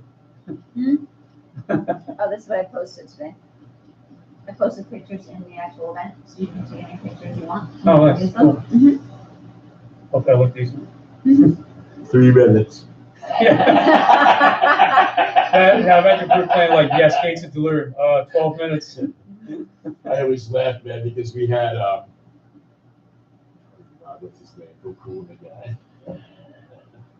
He plays with the Sun Rock Orchestra. Oh my God, yeah. I think the shortest track's like 27 minutes long. Michael Ray. Michael Ray. Okay, I heard the name. He's cool.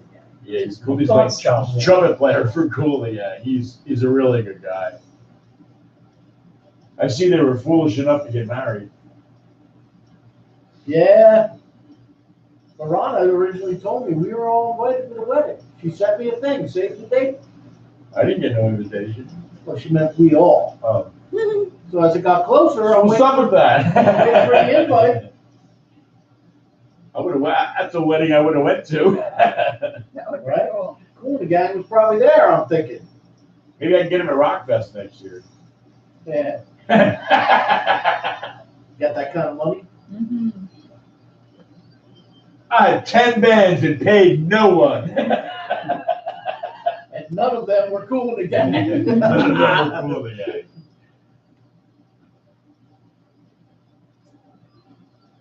I thought that was a pretty good bill though for free. Yeah, Yeah, no, it's good. I agree.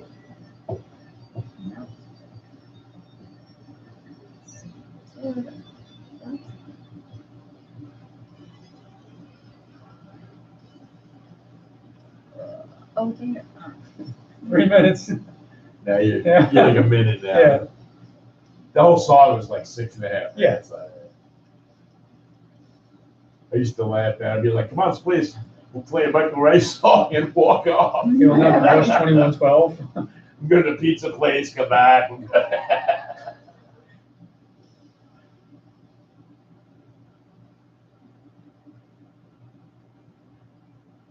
Yeah, Tom Hanley played this song on WRET back in July, and he actually cut it short because he called me. He goes, "Bella, I love the song, but man, I need a nap after that." I was like, I'm not offended." He said he was going to bust my horns on the Yeah. radio. I go, "Hi, this is Tom Hanley. Merry Christmas." I almost hear like a little Robin Trower. That's why I mentioned That's Robin what you're Trower. saying, Yeah. yeah. I mean, right from the first thing. That was the idea. Yeah.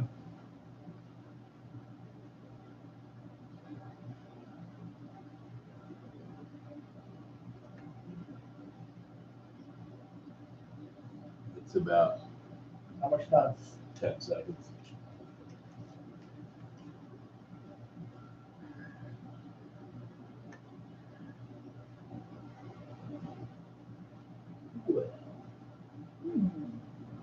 Merry Christmas. Time has passed. Yes.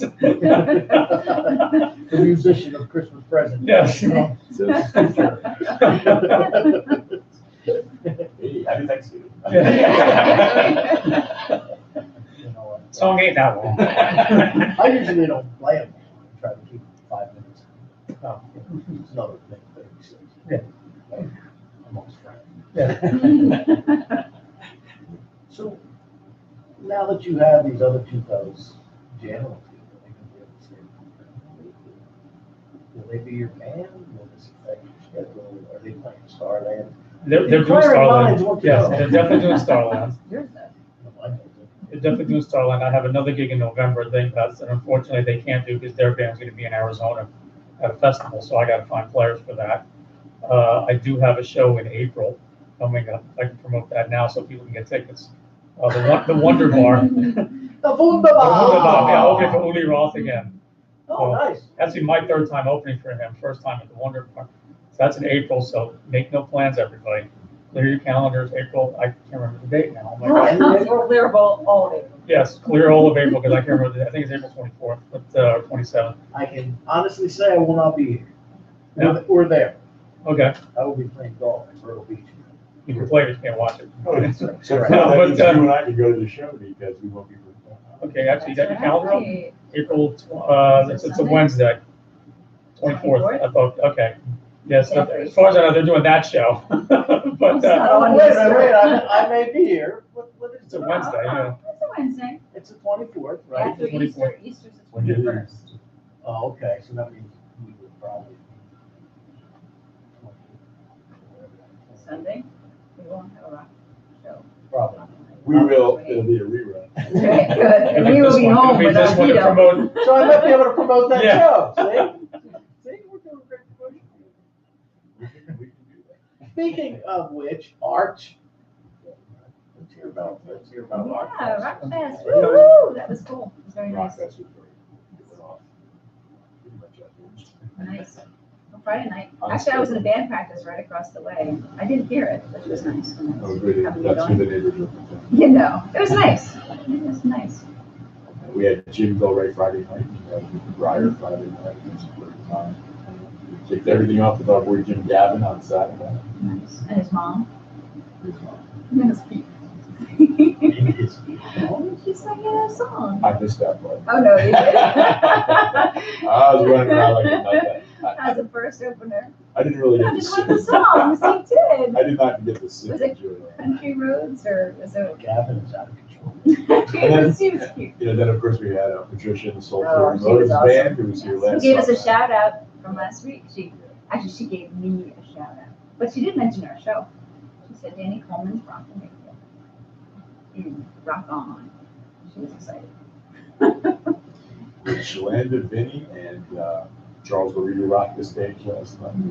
Soraya? You know, Soraya closed the show last night. that's Charlie. And, Unleashed. Yep, Unleashed. Unleashed. Oh, yeah, I forgot about I it. saw, you know, by 5 o'clock, they're kicking me out of there. That was extreme. But, You worked very hard. I went home and I had people beg on Facebook Live, so I got to watch it from play. Best place to watch it. I still I should do that show like that. Yeah. Lay in bed. Yeah, just lay in bed. Yeah, Rock on the sofa. This Yeah. is right. Watching it. He wasn't doing This is Rock on Sealy Foster People. My father. Lazy boy. Mine had to From go. the lazy. Yeah. Yeah, I'm the lazy boy. We really the kid. dude. Ooh, would you be able to handle that? It's like really heavy. Wow. Have lava lamps and stuff. Black light posters, Black lights, that's right. Led Zeppelin, and Pink Floyd. Big velvet Elvis. Yeah, you gotta have that velvet Elvis painting from Tijuana. There's a bar down in Ocean City, Maryland called Secrets. And they had this massive velvet Jimi Hendrix. That was like the size of a wall. Oh, wow. It was You found that when you crossed over the bridge from San Diego to Tijuana, everything was a velvet painting. Oh, wow. All that. I mean, there was Wow. the dogs playing poker, Jimi Hendrix. Oh. I mean, you name it. Classics. Actually, in Seattle, there's a big, huge statue of Jimi Hendrix in the center of town, and I have a picture of him. Nice. That's From right. Seattle. Yeah, that's it, right in the middle of town, right there. He's just jamming with the truck. It's the only time I've ever seen anything of Jimi Hendrix. I just had to add that in. Wow, Steve. Yeah. Steve. Lori Gelfand. Gelfand? Gelfand says, how do we pronounce her? Girlfriend, yeah. Gelfand, okay. You were right. She says, listening to Steve Miller and Dan, awesome. Well, thank you, Lori. We appreciate it. So do you have this huge throng of Steve Bellowers that follow you all over the place, or? Depends. The Bellowers. The Bellowers, it depends. It depends, really. Do you find it's tough? Why is it that you think people don't support violence? I think it's because of the evil empire that knows Apple that created downloads, have to go out. I don't know if it's necessarily that. I think, with Netflix, there's too many distractions. And I think, people will only spend their money where they feel there's no risk. They'd rather go see a band that they know they're going to like as opposed to check out a band and yes, am I going to like this? And what if I don't like it? I wasted $10 or whatever, or they feel like, oh, that's $10 less in my wallet and I'll never do this again. I don't know. I mean, there's so many variables. I really think it's people are kind of afraid to take that chance. Well, what do you do to promote yourself? I mean, thank you, first of all. You promoted, Oh, yeah. You promoted your appearance, because Art and I were talking about it before everybody, let you Claire arrived.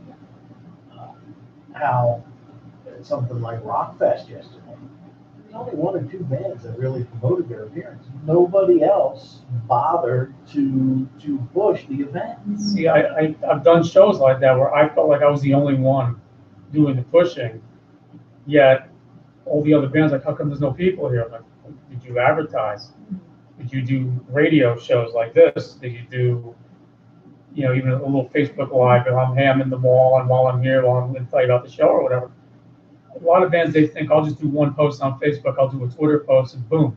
Right. Unless you're unless you're Scorpions, you know, or, It's you know. nice to know that, yeah, I'm gonna make that one post, and it's gonna be the US Festival.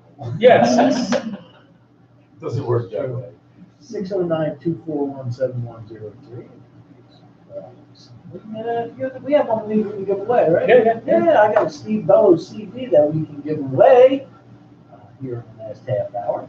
I've got some Rock on Radio bumper stickers, some pens, the infamous Rock on Radio blue dial hand lotion, so we have that to give away. We'll find a whole bunch of stuff. Sure. To give. Chocolate. Chocolate. Whoa, the chocolate lady has for art. Man, she's giving away your stickers. I'll get you some more. We're gonna give away this melting peanut butter egg. Hey, well, that's all I had. I came from a pool party today. I had 8 cousins. They were drinking chlorine. melted. No, it was in the car, but I realized I left all my I had to chocolate laugh. at home. When you brought it in, it looked like somebody just put this big brown. It was, well, that's what you get. You had it secured I did, it was wrapped. in saran wrap. It was. This is the way I put it. I wish to assert I did that. That's fine. I just had to bring something. I couldn't come empty-handed. I still got So I this got one. You got one Oh, in man. the den of it between minutes. Rock on Radio is the only Genevieve show. Bangor for that chocolate. There you go. We got a call. Hello, welcome to Rock on Radio. Who's this? It's Art. Who is it? Art. Art, you got to From Rock Lake Circle. Now I'm trying to hold it. Artie, turn All your right. computer down. I buddy. just shut down my feed. I was listening to the show. I don't know. How's it going, Danny? won't I tell you just to wanted to touch base because I'm listening to my buddy Steve. Hey, I knew he was on tonight. nice. Oh, yeah. Now, aren't you and Karen in the same room? Sort of. we're in different parts of the neighborhood. Oh, okay. I thought- Usually when you call, there's 2 of you together. Yeah, I hang out down by the rocks, by the lake, by the dock there. Oh, That's okay. where I stay. Now, how close to you were they? Cooler pond. Not that close. I don't know, to be honest. Because this was a geography lesson. Yeah, sorry, I forgot my address. So what's up, Artie? Not so much. A great show. I'm just listening. Always. No, well, I listen. I try to listen every Sunday, of course. I know you But- do, and I appreciate that very much. Absolutely. I do, I appreciate it. So, yes, Steve comes recommended by Karen. Any plans to do a gig with Black Lake Circle? Whatever happens, I mean, these things get thrown together, and if everybody's schedules click, then great, you know. We're asking. Steve. We rescheduled for Philadelphia. We're on November 2nd now. I don't know if Karen touched base with you. So No. like November 2nd, if you Well, want to that's hit my us up.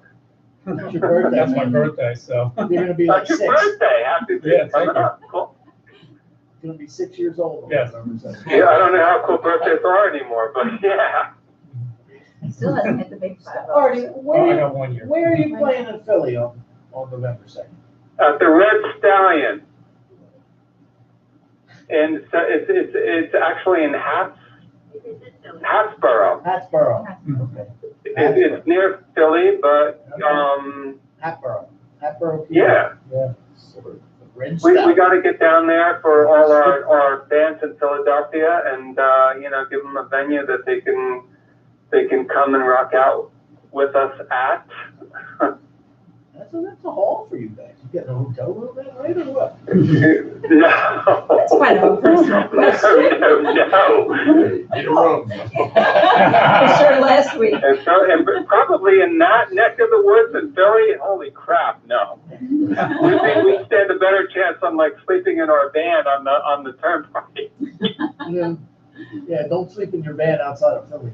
No, well up the turnpike, Actually, Hatboro, I don't think Hatboro. I have never been. It'll be an adventure. It's a suburb of Philadelphia. Okay. It's a Not quaint in Philly little town. proper. Yeah. Hatboro, Media, Horsham, all that It's stuff. a quaint little town. Courtesy. Collegeville, Harveyville, Hmm. Cooperville. Cruella DeVille. Cruella DeVille. All right, Artie. Yeah, That's good. I mean, no, that's a whole thing. You're talking about like 3 hours probably to get from where you got started down there. probably. What the hell else do we got? Might as well take a ride. We're up for a road trip, right? There we go. Road trip, rock and rollers. Yeah, because it's only about an hour for me, 45 minutes to an hour for me. All right. Yeah, yeah, we try to spread it around. Well, I'm glad. We'll have to get Steve Bellow and the Bellowers on that, Hmm. on that bill, the Bellowers.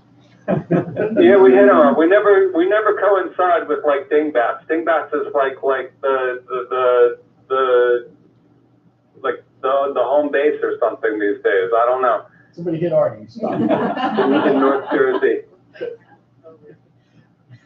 That Dingbats is the metal club up there, right? Something, yeah, they're making it into that. Yeah. Sure enough. Actually, a friend of mine books some band. Yeah, I actually have to like think of like our next album as like, you know, it's like what would go over at Dingbats, and then we go from there. I just saw your post about Apple. Oh yeah, Apple. Yeah, we mentioned Apple. Don't even say what I said. But like, yeah. That's all your posts. So much, yeah, quarterly, right? It's, I still have to see any kind of quarterly Residuals. from Apple. They're not accountable to anybody except maybe Paul McCartney. There you go. Or you too. Yeah, I was Or somebody.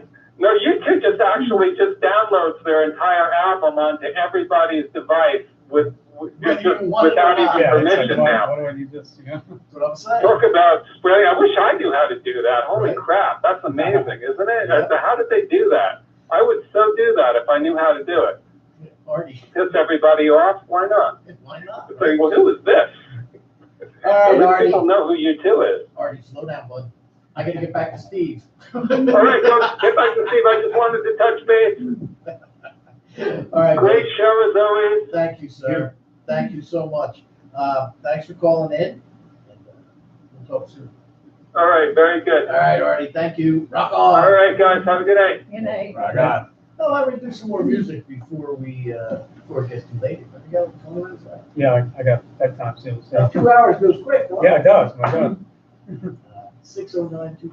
609-241-7103. What would you like to play off this? What tune would you like to play? You know, let's do a song I only did live once so far. It's called "A Message from Mercury." Message from Mercury.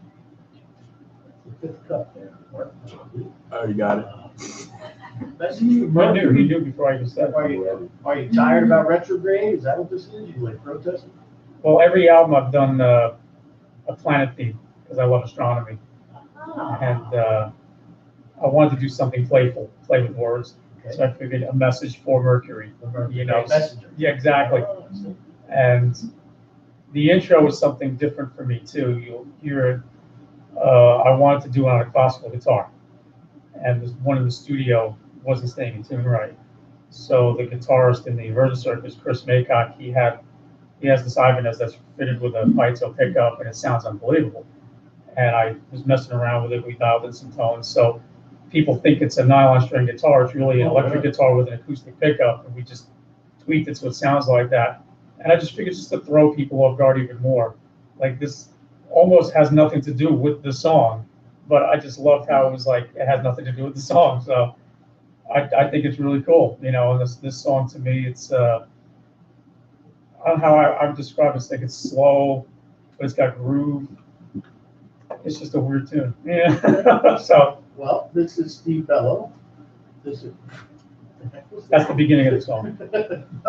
This is Steve Bellow. This is off his latest disc, Marblehead, and the song is called A Message for Mercury.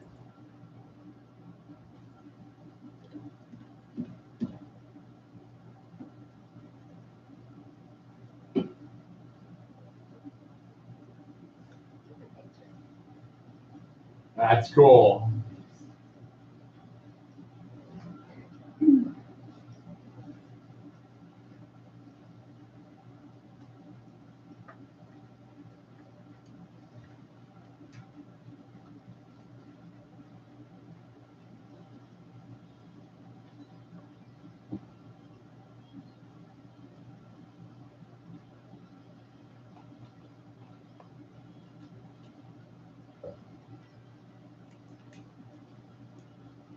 I love that beginning. It's just so different, you know?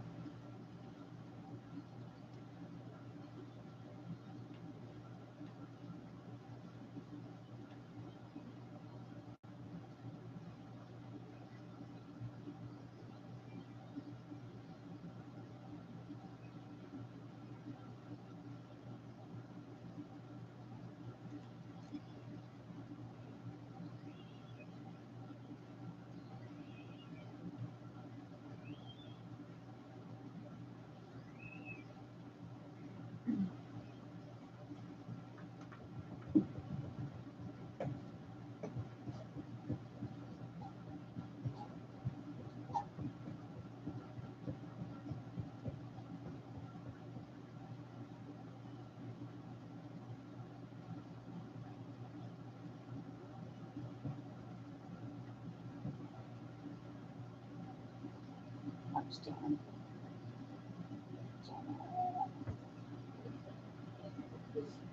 Your appointment was wrong. My daughter's still telling me. At the Spadia thing, Is it yeah, everyone was pictures. He's 8 points?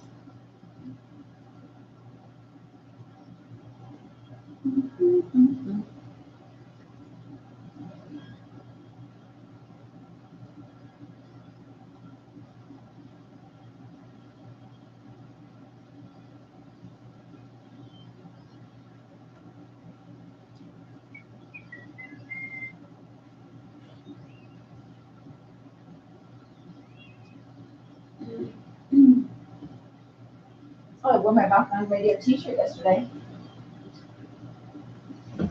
I have no evidence of that. It's a picture I posted on Facebook. Did I get a Rock On Radio t-shirt? I don't have any. It was a small. You Oh, you yeah, were gonna fit into it. All I It got was left last is one. one small. One small, it's all I got. I'm not fitting in small anything. I barely did. I was a little concerned. Like, all right, I'll wear this or. There's some One of for the that, you know, when team. they bring the t-shirts in, like, you know, all I have is a large, and I get it home, and I'm like, my ass ain't fitting. I'll be like the Hulk around the back.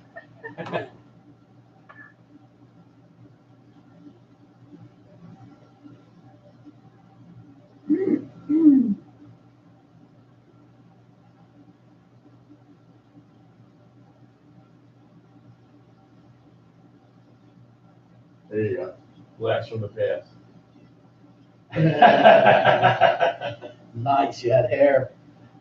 Oh my gosh, that was so funny when you posted, when you put, what you had on. That's funny. the red This shirt. one with the brick wall was Wilson's Garage in Long Island. Oh my god. I was laughing, I was like, oh man. And he'll still look the That plate same. cracked me up, man. I think every time we hit chords, like, we dimmed the whole fucking island, man.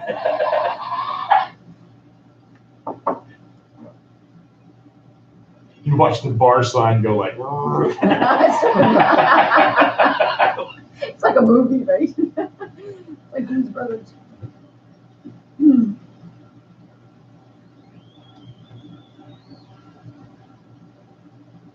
Get about a minute.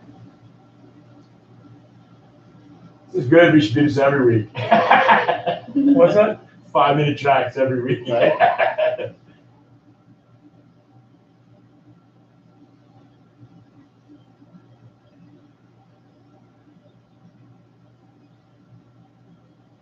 So when you playing? When you're playing in November? November At the 9th. Starland Ballroom, right? No, that's September 27th. But that's this okay. That's 2 weeks. No, that's a Thursday, That's 2 weeks, 2 right? weeks. I'm free on I Thursday. gotta sell tickets, or else I'm doomed. I mean, they give me a month to sell tickets. I'm just like pulling my hair out. It's like, because people think if they buy through the venue, I'll get the credit. I'm like, no, you got to go through me. Right.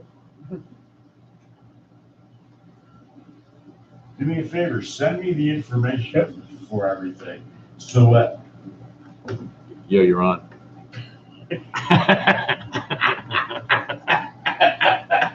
Ooh, I haven't seen you move that fast in a while. I'm just like, it's over. Nice. That's funny. All right, welcome back. This is Rock On Radio. I'm your host, Danny Coolman, engineer, Speedy Art.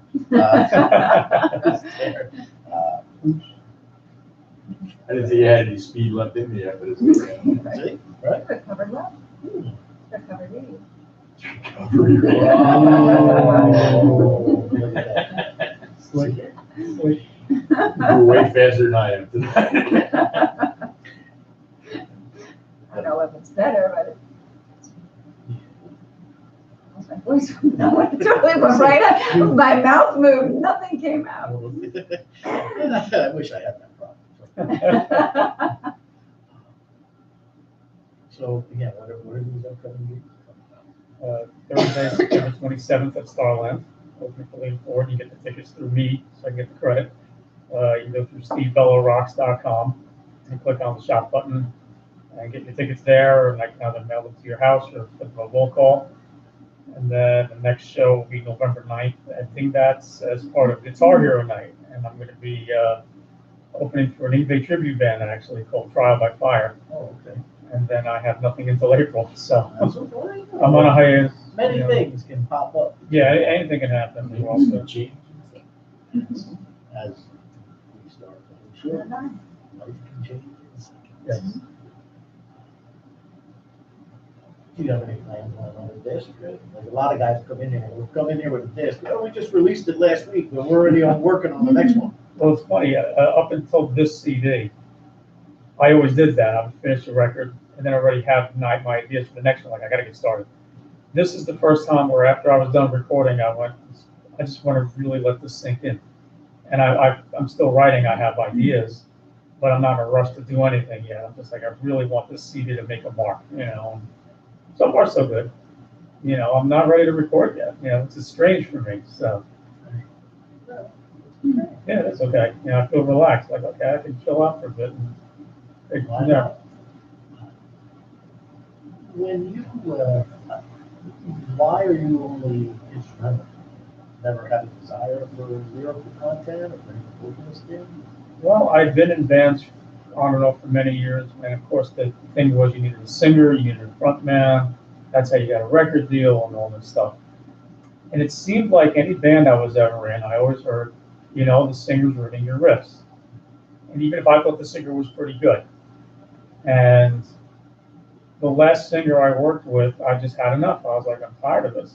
And I swore up and down, I'm never going to write a song ever again. And that's when the Ibanez thing happened. And when I did the Twisted Metal CD, I thought, okay, you know what? I'm just going to have fun. I'll do an instrumental.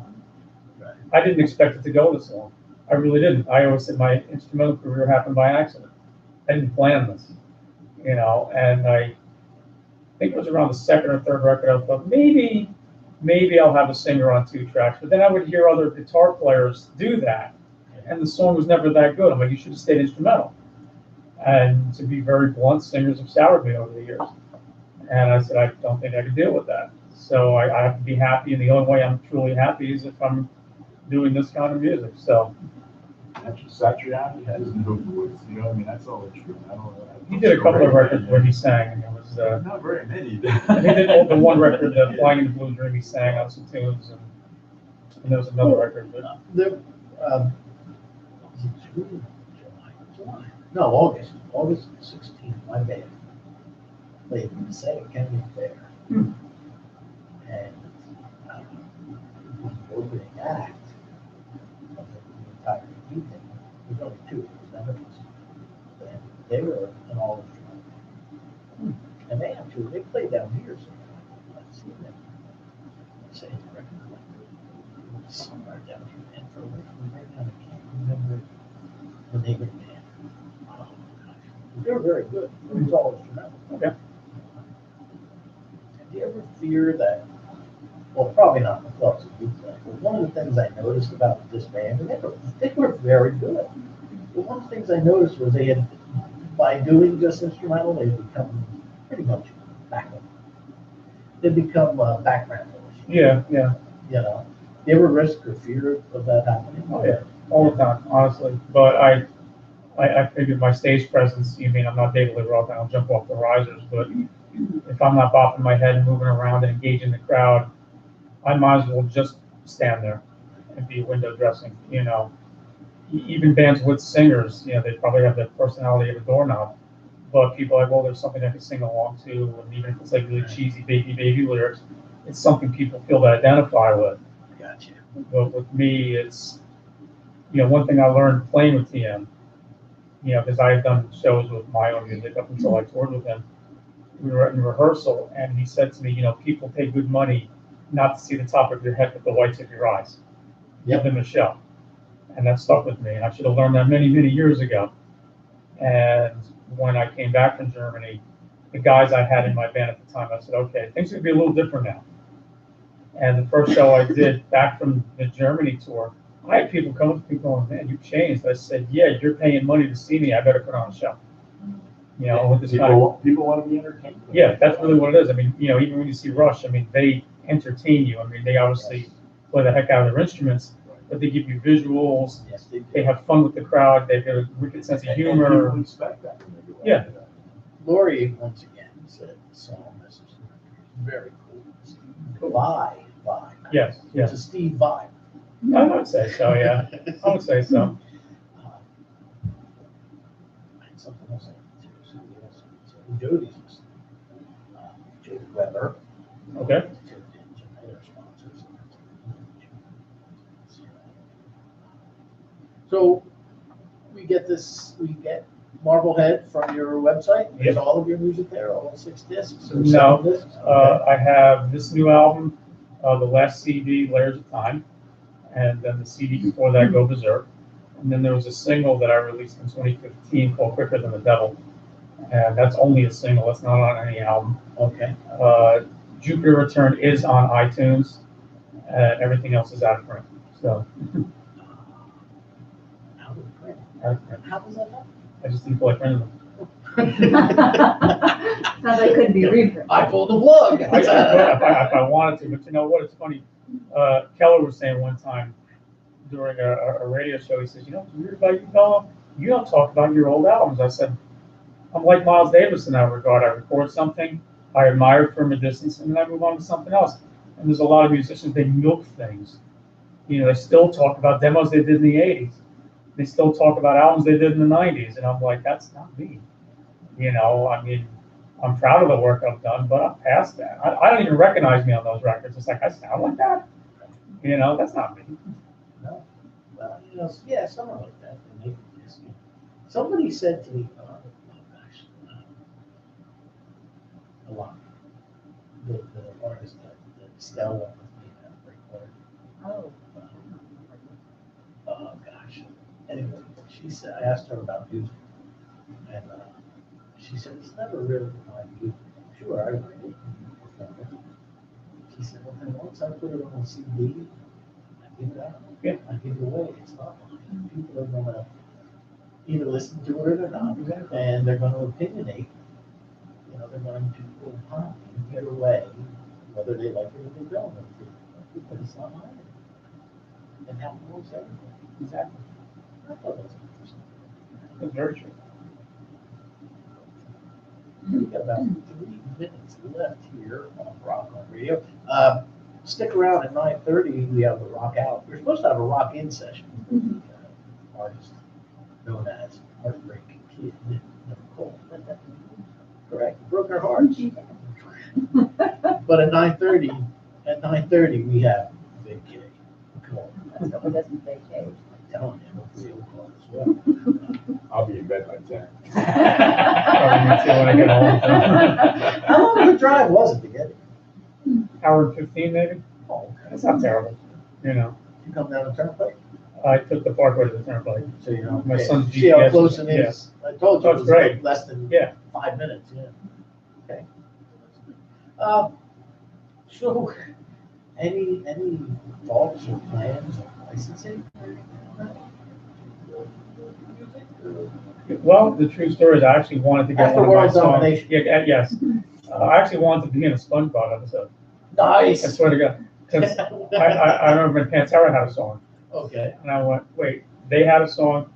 And in the movie, Motorhead had a song. Twisted Sister had a song. I was like, I gotta be on there. I'm trying. I'd love to be on that. Obviously, something that influenced me also was my daughter was watching, I forget what TV show it was, years ago, and she heard this song and she just listened to it. She goes, who is that? I said, I don't know. And we watched the credits at the end, and it was a Coldplay song. And because of that show, she went out and bought the Coldplay album. I thought that's what it takes now. Yeah, that's the way people are listening to music. They hear something in the background and go, who is that? And that's what I wouldn't mind being in the background, if it was like That is the wonder of license. Yeah. be a Even if video it's a game. 30-second snippet Yeah. of a 6-minute tune. Yeah. Doesn't matter. It's funny what you said about performing and doing things. I used to play, there were 2 bands that I played in. One guy, when it came time for him to take his guitar solo, he'd always turn his back. And look at me or look at the bass player or, dude, show them what you got, Yeah. man, And we talked to Tom Callan too. He'd be like, we used to do a thing now.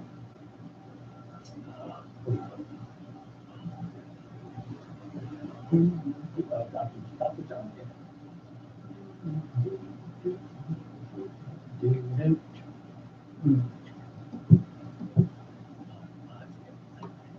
But anyway, we do a face solo.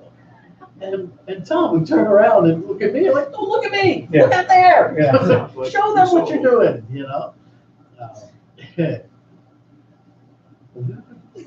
I could like it. At your expense. It's actually my expense because I'm just sitting here and you're looking at me like, what is that? And I, You would know the song. Well, Steve, thank you so much. Thank you. It's 9 o'clock. We Yes. have to wrap it up. Yeah. I'm gonna turn to a pumpkin, so, That's it. Thank you so much. thank you. For making the Everybody. trip and hanging out. Absolutely. Good luck on next Thursday or 2 weeks. 27th, right? 2 weeks. 27th, Thursday. Yeah.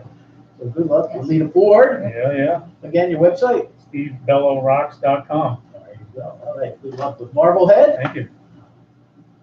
We appreciate you spending time with us. Absolutely. It's great. Not a lot of Thank you, fun. Karen and Artie. Thank you, whoever called. Thank you for everybody listening and commenting and so on and so forth. And next week we have Donna, who called earlier, and the Rock to Adopt crew will be in here previewing that great pet adoption benefit. Oh, yeah. All the bands that are in it. So, Rock. Oh.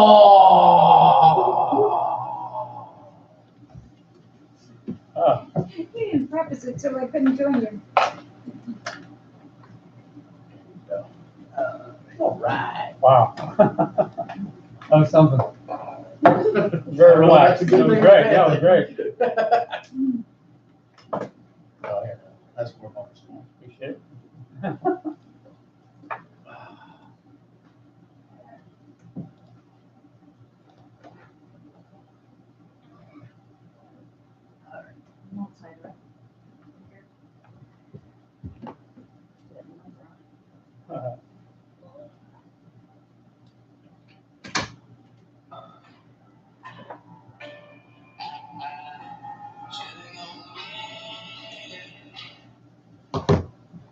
That show. All right. Get a quick picture with you, Yeah. Steve. Like I'm packing up, like I'm ready to go home. We got so much. Have another show. Well, if he doesn't- if this guy don't call by 20 of, we're out of here. Yeah. You're Yeah, behind what happened to James Conrad? I can never pronounce his last name. James Conrad? He never called. Yeah, he never called. Well, worked for me. He's at a different time for you. Yeah. All right, who's taking, you're taking with your camera, do my camera, what do you I'll want? take- Let's take it over here. Or, Put my bottom down.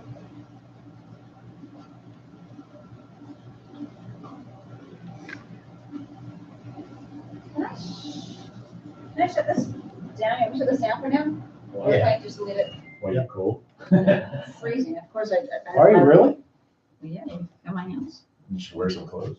Yeah, you're right, I came from a pool party. Douche. Thank you. I gotta be smart, Alec. I have clothes in the car to change into, but I was so hot and I ran here so fast. That's I all was right. like, I said, my daughter loves these shorts, like, with oh, her I ass know, hanging out. mine too, yes. And she's like wrapped in a blanket. I'm like, well, if you wore some clothes, maybe you would be warmer. My daughter's wearing long pants, and I said last night I went home and I said, I drive my girls, and I said, well, the other ones will go to the boardwalk. And Carrie Ann's like, I can't go like this with long pants. She goes, I have to get dressed. She gets dressed. She's wearing shorts. I'm like, oh, no, not to the boardwalk, baby. Ain't wearing those things. So she was like, I said, go back and change. So, Rock on. I just think they gave him. Oh, good. Oh my God, I was It's like bad. me. One of them's good. One of the later ones. I only need one good one. That's all. That's it. Back up in here. Did you just? Of course, Oh, okay, good. Okay, Oh so my gosh, one CD you're giving away. no, I didn't, nobody took them. Oh, wow. Here, I have this electronically, so. Okay. Are you okay with me playing some of this on a radio station? No, I'm totally fine with that. Only because like what I've been doing is like all the artists that we have come in, you know what I mean? It's like playing it in between, so it's not just like talk. I'm totally fine with it, yeah. Repo is good. Always good, my friend. Yeah, if you email me information, if you can do it when you get home tonight Yeah. or tomorrow morning, when I send the post out with this show, I'll include that information. Okay, I have Is it. there a link back to the tickets? Yeah, it's on my website, Yeah, yeah. yeah, and then actually, you should just go to your website. It was SteveBelloRocks.com. SteveBelloRocks.com, yeah. I can remember that, even for an old guy. That W. For an old guy. Okay, put the mic anytime. And you, oh, you have your hot tamales there, you know. Ooh, do I? Yeah, what's that? Oh, man. Hot tamales and Mike and Ike's. They're the ones that don't melt, that's why they're still here. Forgot about that. Some hot tamales, Steve? No, thanks. Yeah, I'll be closing right home. Oh, that- Yeah, yeah. It's outside, right, it's the next room over, it says ladies. That's okay. It's the only one. There ain't no ladies up here, well, just. Oh. When you're done, let us know, and Yeah. we'll make sure you get out. Yeah, I gotta be directed out, I guess. I wouldn't know that. Just let me hit the bathroom first and then I'll come back. I go out this door, make them right. Yes, make it right. Or it's gonna go that way.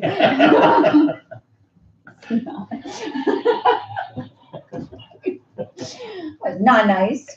Are we still on YouTube? I didn't mean it, oh, shit. That's all right, let me tell you, there's nobody watching. Well, I showed mine